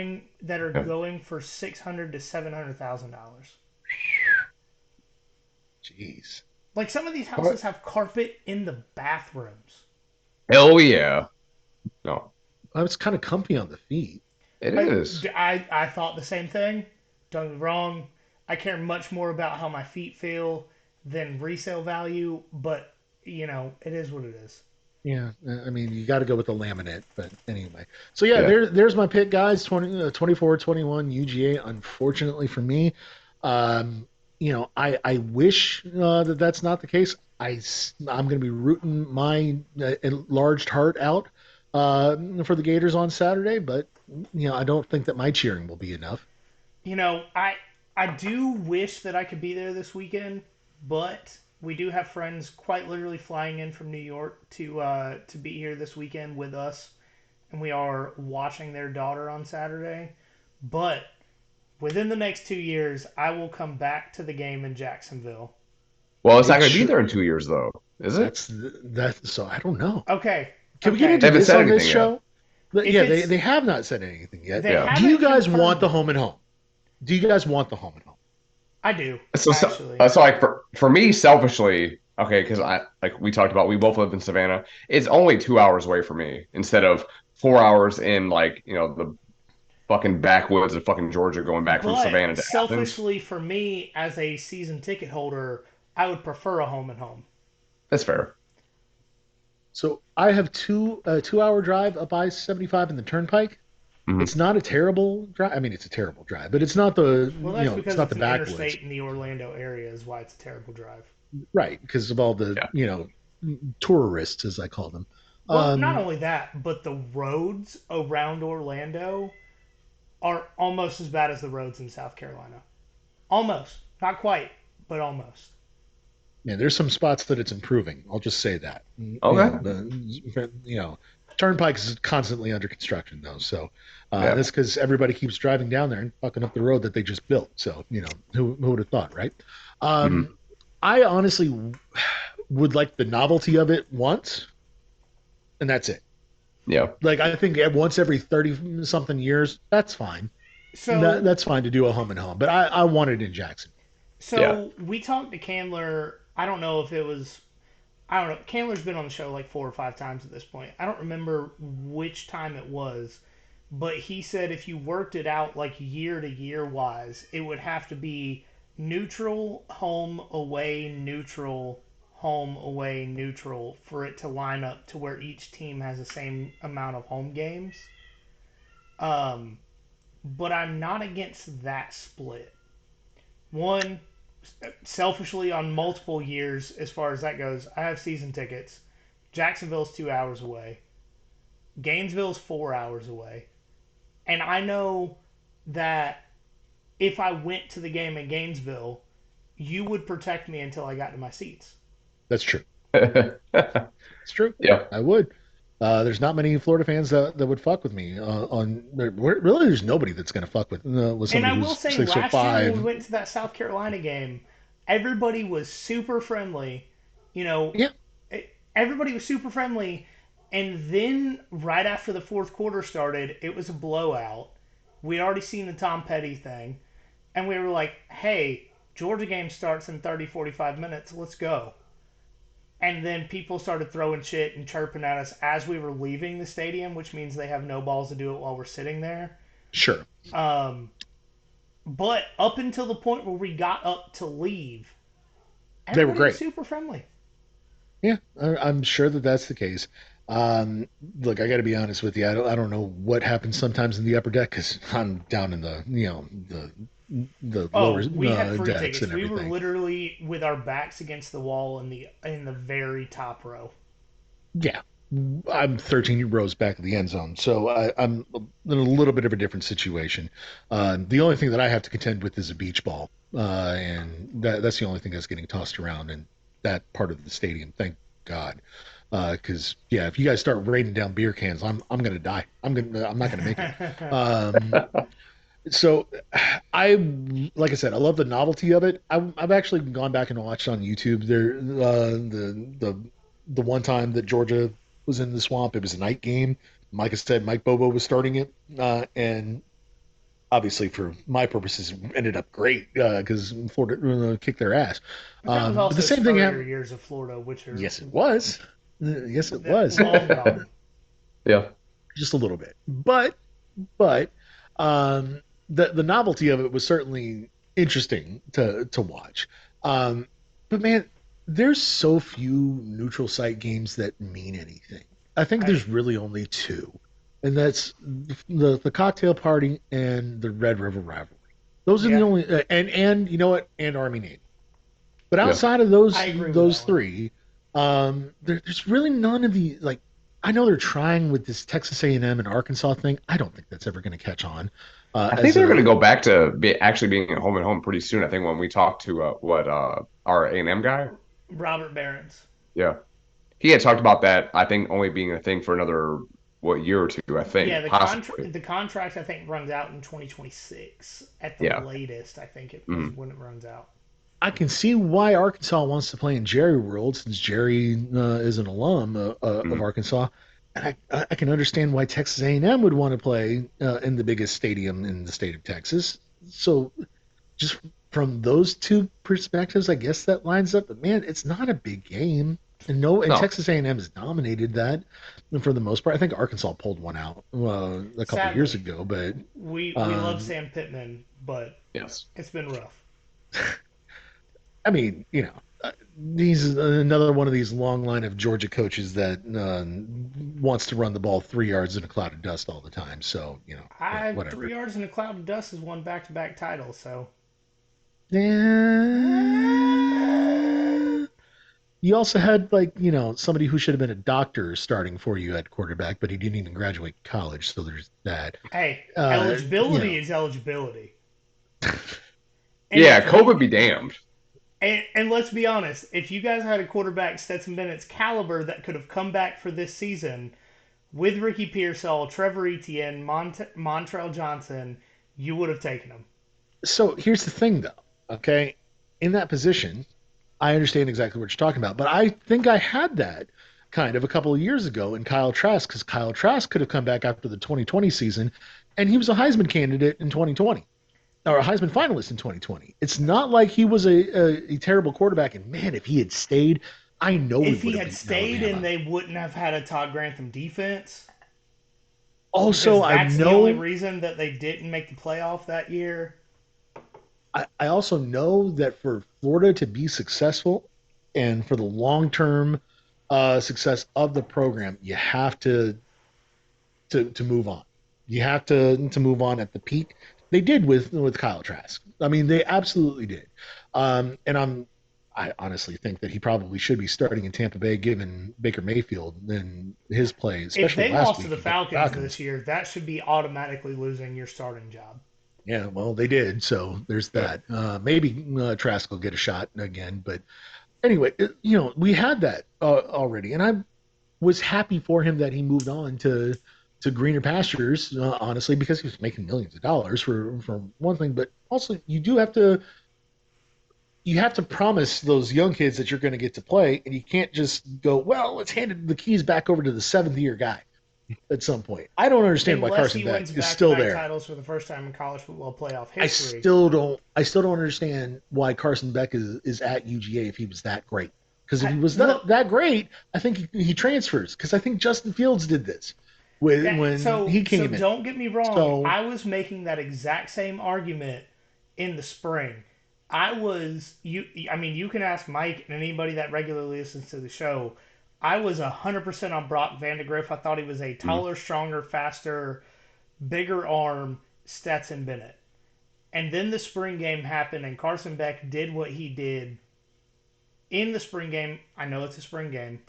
Don't get me wrong.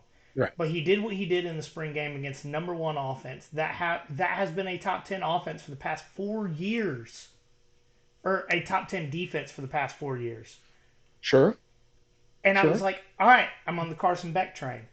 That Mhm. also turned over all of those stars from that defensive squad in those Yeah, last two but years in particular into the NFL draft. we said that in 2020 and 2021 and Yeah, and then they 2022. lost even more talent after 2022. So there, Ah, yes, it's there were 8 draft picks off reloading. the defense in 2021 and only 6 off the defense in Oh, 2022. I'm sorry. I mean, if we're talking numbers here, I got some numbers to back it up, but I understand what you're saying, and I was on the same page a few months ago. But when we're talking about what they've done, whether it's a spring game or a real game, Carson Beck has performed better. Okay, sure. I also am. I'm not there yet. No, with it, but I'm this is not also saying maybe. better is great. I'm saying better is better than the other options. Yeah. Hmm. I kind of think that this is one of those Stetson Bennett versus what's his name? What was the guy that was supposed to Daniels. be? Yeah, Yeah. I think this is one of those situations where maybe he's the more steady hand, but I don't think he's got the higher ceiling Correct. than Vandergrift.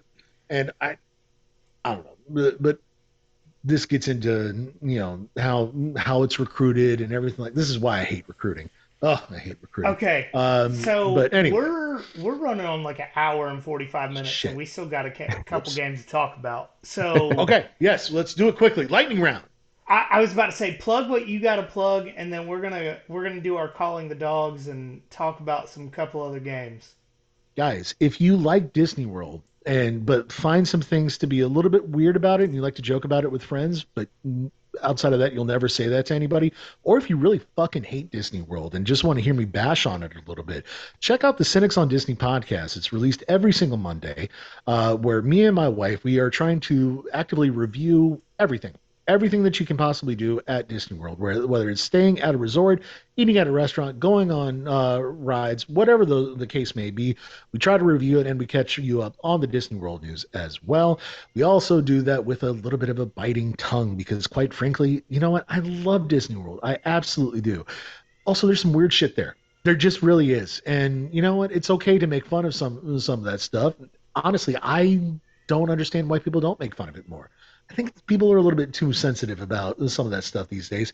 That's how I show affection, as a matter of fact, guys. That's why I'm willing to come on here and make that kind of a joke about our defensive tackle being fat, just fat, not fast. So that's my showing of affection. It's a way that I treat Disney World, and like I said, please check us out. Subscribe, rate, and review. All right.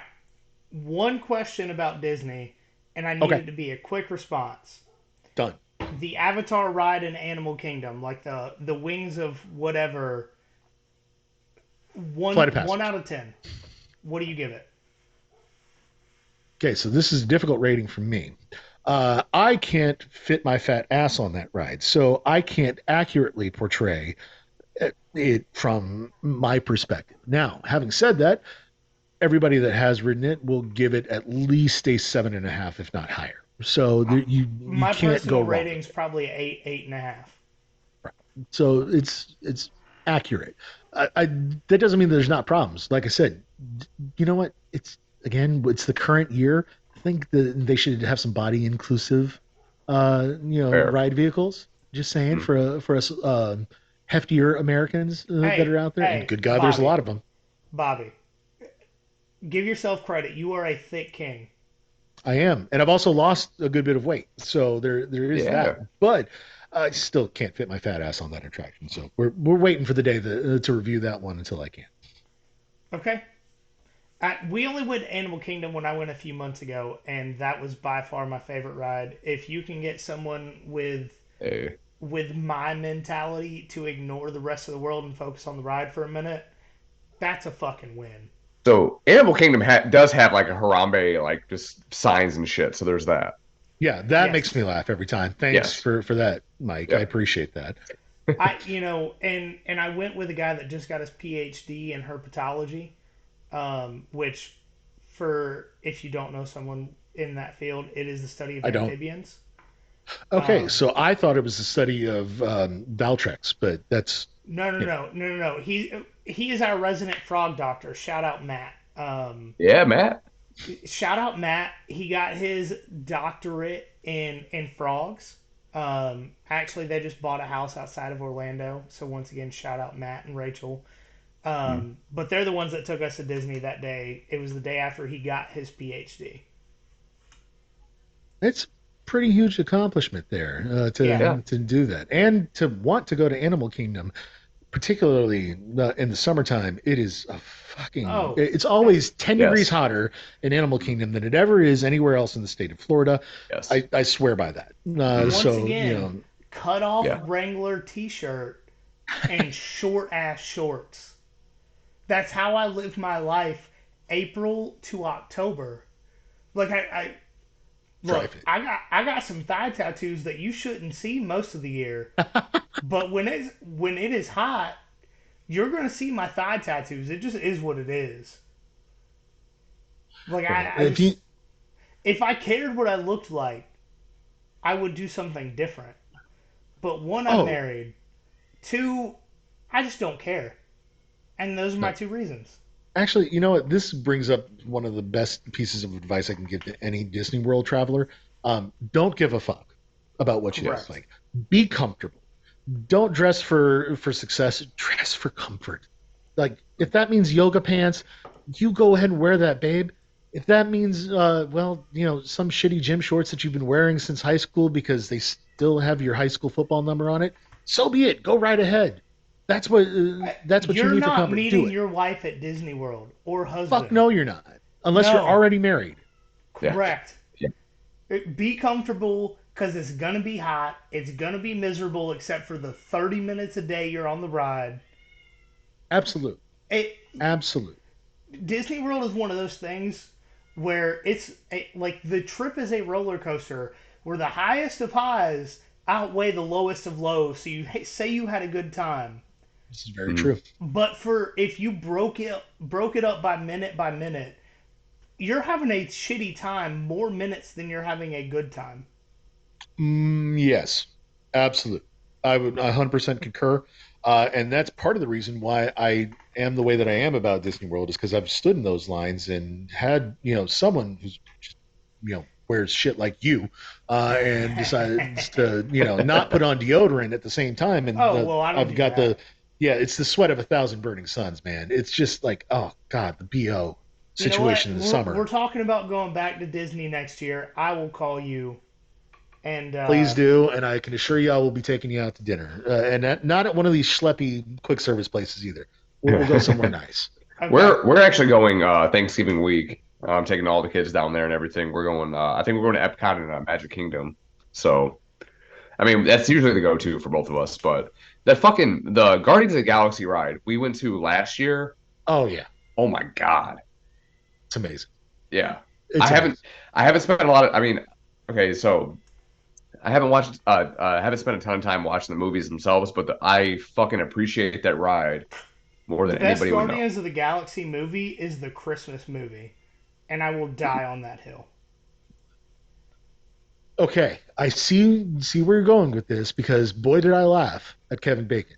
Boy did I laugh at Kevin Bacon. Oh So wow. the whole Guardians of the Galaxy, we did a whole every SEC program as an MCU movie like Oh, what'd you choose? segment. Florida? Just out of curiosity, what was Florida?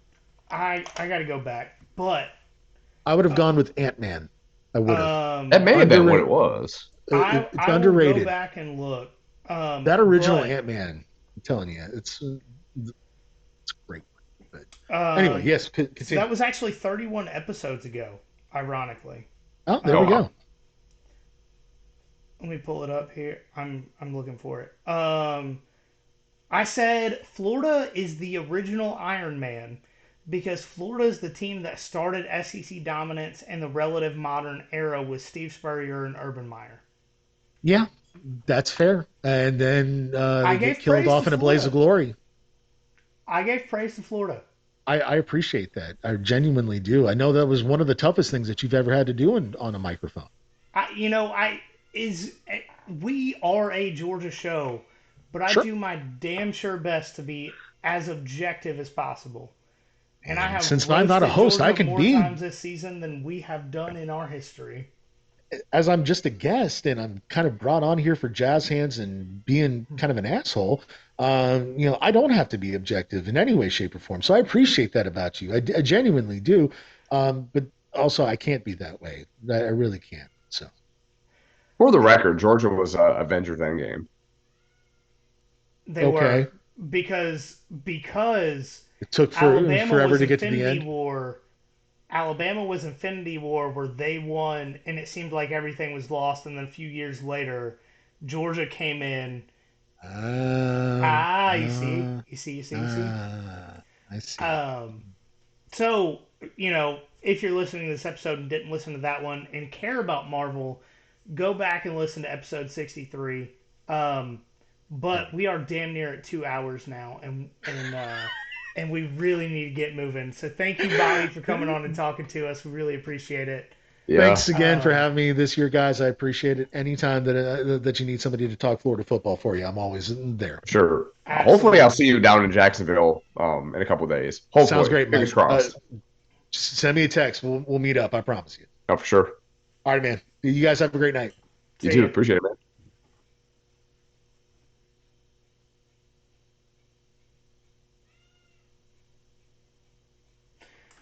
All right, we want to thank Bobby for coming on once again and talking to us. We know it's a long episode, so we're going to try and get through these next few things real quick.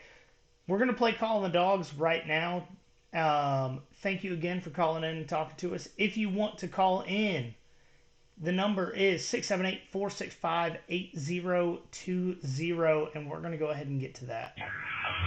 All right, y'all. Big week this week. Big week. It is time for our Georgia Bulldogs, who have just come off playing against the toughest opponent we have played all season.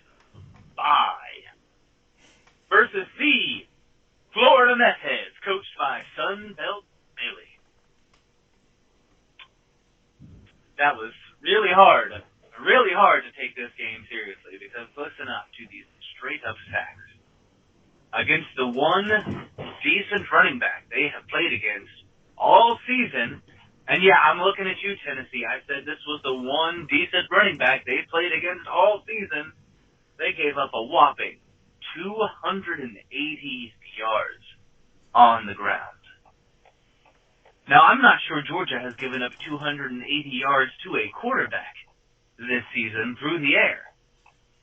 But that is what Florida allowed Ray Davis to do just north to south on the ground. Now, that's going to be a problem for them. Because last time I looked, Georgia had some pretty good running backs. And Georgia is getting a couple of them back healthier than ever. And Georgia's offensive line is getting healthier than ever. So, normally you got a 50% chance of winning any given football game. But you take all those factors into consideration, and you jump that up to Georgia having a 90% chance. Now you add in people like Carson Beck and the fact that Florida's quarterback is Graham Mertz, who people are hyping up right now because he had a decent game against South Carolina, who I'm pretty sure isn't even going to be bowl eligible this year. So you put all of that together, and it turns out we got a 137% chance of winning this game. That's some Steiner math for you right there.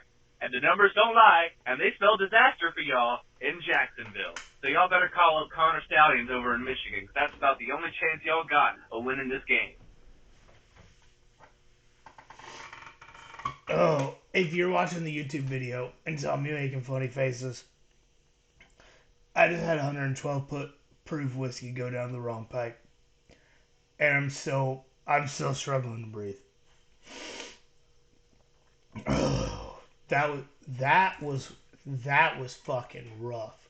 And I know I have dropped F-bombs more times than we're supposed to in this episode, but like I'm still tearing up from literally breathing 112 proof whiskey for that one. So you'll have to excuse me. But thank you, Caleb, for calling in and talking to us again. Once again, that number is 678-465-8020. If you want to be on the Calling the Dog segment, I don't care if all you say is go dogs. I don't care if all you say is screw Florida. I don't. We'll put you on the show because we want to have more interaction here. So please call us at 678-465-8020. Get into the Calling the Dog segment. So for our picks, as far as this game goes, I don't want to officially pick the under because I think after a bye week, Georgia has the very good possibility of coming out like they did against Kentucky. I think they have a very good possibility about blowing this game out. But I think if you take the consensus of the season, this is much more 27-20 kind of game than it is even a, let's say, 35-17 kind of game. So I do think Florida probably covers it. And in all reality, I think if you take week by week into consideration, I think the under probably hits. But my official pick is Florida covering the 14.5. And I hate to say that out loud.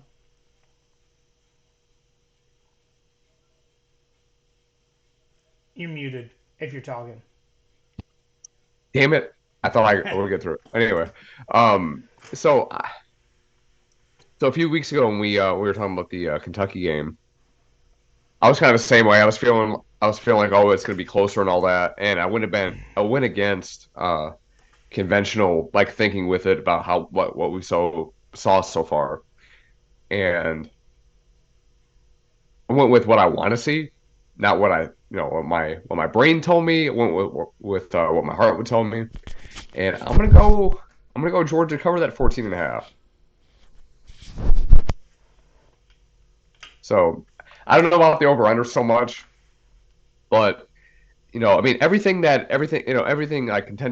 conventional wisdom would tell you. Okay, Brock not being there, coming off a bye week, so maybe being a little bit rusty in the first half and all that tells you to not go with the Georgia 14.5 point favorites. But again, I'm gonna go with it because it's against what my brain thinks. Go with the heart, 14.5 point favorite. Let's go. I hope you're right. Like, I truly hope I'm wrong. My head refuses to believe it. Yeah. Moving on to Oregon, 6.5 point favorites at Utah, over under 48.5. This is the college game day game of the week. Currently fighting for second in the Pac-12. Oregon has definitely outscored their opponents in the conference. But to make this quick, I think Oregon covers 6.5. I mean, spoiler, this is in my best bets. I have no confidence in the Utah offense and all the confidence in the Utah defense. I don't care what they did last week. USC has literally a FCS defense. Give me Utah to cover the 6.5. This is a best bet. I'm not going to say it's the best bet for me, but I'm with you there. Oregon covering the 6.5. Them playing out in Utah does make me a little bit nervous, but Eugene's not necessarily at the lowest of elevations, yeah, though. that's what I was going to say. Like, it's not radically different. It's not like Florida going to Salt Lake City by any means. It's not that, going from sea level to, the fucking Rocky Mountains. So I'm going to go with Oregon to cover that 6.5. All right, next game Tennessee minus 3.5 at Kentucky, over under 51.5. Somehow Tennessee is still ranked in the AP poll at 21, even though they have 2 losses on the season, one to an unranked team. Sorry, guys. I am still struggling from inhaling this high proof whiskey here. The winner of this game is very likely playing for third in the East behind Georgia and Missouri, and I say that just because Missouri's on a fucking tear this year, and I understand we're They, probably going to have to list this episode as explicit, but damn, Missouri is good. And, I don't really have much else to say about that because we're going to be talking about them next week. yeah. Um, so, for this game, I think it being at Kentucky has a lot to do with what I'm talking about here. I'm taking Kentucky. Ooh, okay. Taking Kentucky to cover that 3.5. I don't know if they win or not, but I think if Tennessee does win, it's a very close game. I understand historically Kentucky or Tennessee has dominated this series, but the offensive line this Kentucky team has and the defense that this Kentucky team has makes me feel a lot better about it compared to the Kentucky team of last year. Not to Hmm. mention, Bama ran all over this same exact Tennessee team last week, and Tennessee's coming off of that Bama game. I got Kentucky to cover the 3.5. Yeah, we talked about it a little bit there with teams after they play Bama not playing like super well, and Tennessee's not going to be any different. Granted, again, Alabama's not necessarily the Alabama they've been the last 15 years or so, but I'm also going to go with Kentucky there. I think Ray Davis is going to have a good day at home at Kroger Field. Not a Joe Milton believer.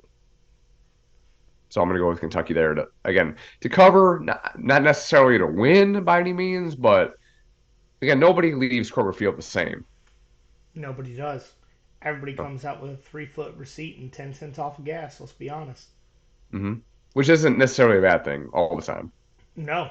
I mean, that's the biggest reason we still shop at Kroger. Like, Big facts. I'm just being honest. On the island we live on, Publix is cheaper than Kroger on a lot of things, but them gas points damn sure count when you go to Georgia games every other week. Yep. You're not wrong. All right, so Texas Tech has a bye this week. They're probably gonna not cover versus that bye week, so we're gonna go right Mm. into Washington, 27-point favorites at Stanford. Um, if I'm gonna be honest, I'm not even gonna pick the spread on this one. I'm gonna go ahead and take the over 59.5. I know you've got it as a best bet, Hmm. but I'm doubling down. Go ahead and put this in my best bets too, Okay. because at this point I'm not really sure what Washington is going to do this week versus Stanford. But if there's anything I'm sure about, you put an over under with a first digit of 5 when it comes to a Yeah. Washington game, 9 times out of 10 they're hitting it. So that's what I'm taking. Well, and like part of that for me, like going over for that was that the Colorado and Stanford game a couple weeks ago. The fact that a Stanford receiver almost had 300 fucking yards receiving made me feel way more confident in the over in that. It's like 59.5 I mean, it's a lot in most games, but it's tough. I mean, I think Stanford's definitely capable of it. They can, this is more or less their Super Bowl left, or their Super Bowl in the latter half of the season. But I'm gonna go with the over 59.5 for that as well. You want to go ahead and get into the rest of your best bets? Yeah. All right. So I'll knock them out. I'll try to knock them out quick. So on Thursday, so it's going to be a little bit early. So hopefully when you guys are listening to this on Thursday, going to work or whatever, Georgia State at Georgia Southern in Statesboro. Georgia Southern's a 1.5 point favorite. I am taking Georgia Southern to cover that. Can I Again, that give you offense. one note about this game? Okay. I was driving through Statesboro today for work. Did you Mhm. know that they have those DOT like light up road signs out that all they say is Southern, not State? Guaranteed to Fuck, cover that. fuck yeah. Let's go. Guaranteed. Yep. There's no way. And yeah, so Georgia Southern's covering that 1.5 at home in Statesboro, the real GSU. Facts. Get after that ass, the real GSU. Let's go, Georgia Southern. All right. So after that, so Oregon State is going to Arizona. I'm sorry, Oregon State is 3.5 point favorite. I'm actually going to go with Arizona to cover that. We talked about them a little bit past few Scrappy weeks. do of Arizona being football. scrappy. What's that? They're the scrappy do of college football. Mm-hmm. And they're going to continue that because I do not trust DJU out there in Oregon State to go to Arizona to even come close to that. So Arizona again, Oregon State may not win, but Arizona's going to cover that 3.5. So I'm going to go with Arizona State. I'm sorry, Arizona there to cover that. UConn at Boston College is kind of a sickos play because I don't know if anybody listening to this gives a shit about either team, especially UConn for that matter. But I'm going UConn at Boston College. I'm going under 51.5 just because now their team feels like they can score anything. I have no real like stats behind that at all. It feels like it's going to be like a fucking 13-10 type game. It could be totally wrong. And then last one, North Carolina at Georgia Tech. North Carolina is an 11.5 point favorite. In Atlanta, I'm going to go with UNC to cover that. Kind of a revenge tour, at least a little bit here in the back half of the season. Georgia Tech, not great. I mean, I always think back to the loss they had against Bowling Green a couple of weeks ago, and UNC is still fighting for a ACC championship berth. So I feel comfortable that they're going to come back and after last week's disappointment. So for my best bets, I've got South Carolina covering the 14 at Texas A&M. Texas A&M, one, has not shown an ability to score a lot of points when it comes to Max Johnson as a quarterback.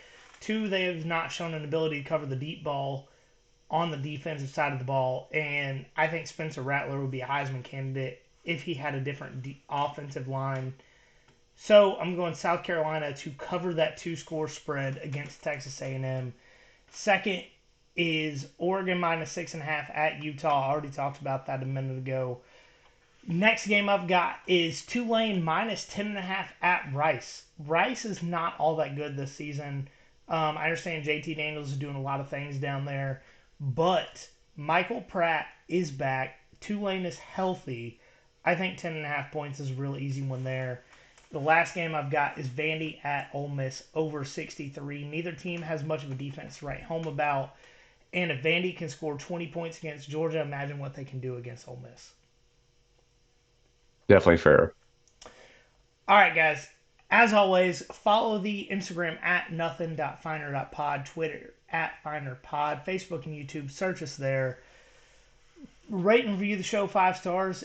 We'll mail you a sticker as long as you send us a screenshot. And as always, guys, remember there is nothing finer in the land Than a drunk, obnoxious Georgia fan.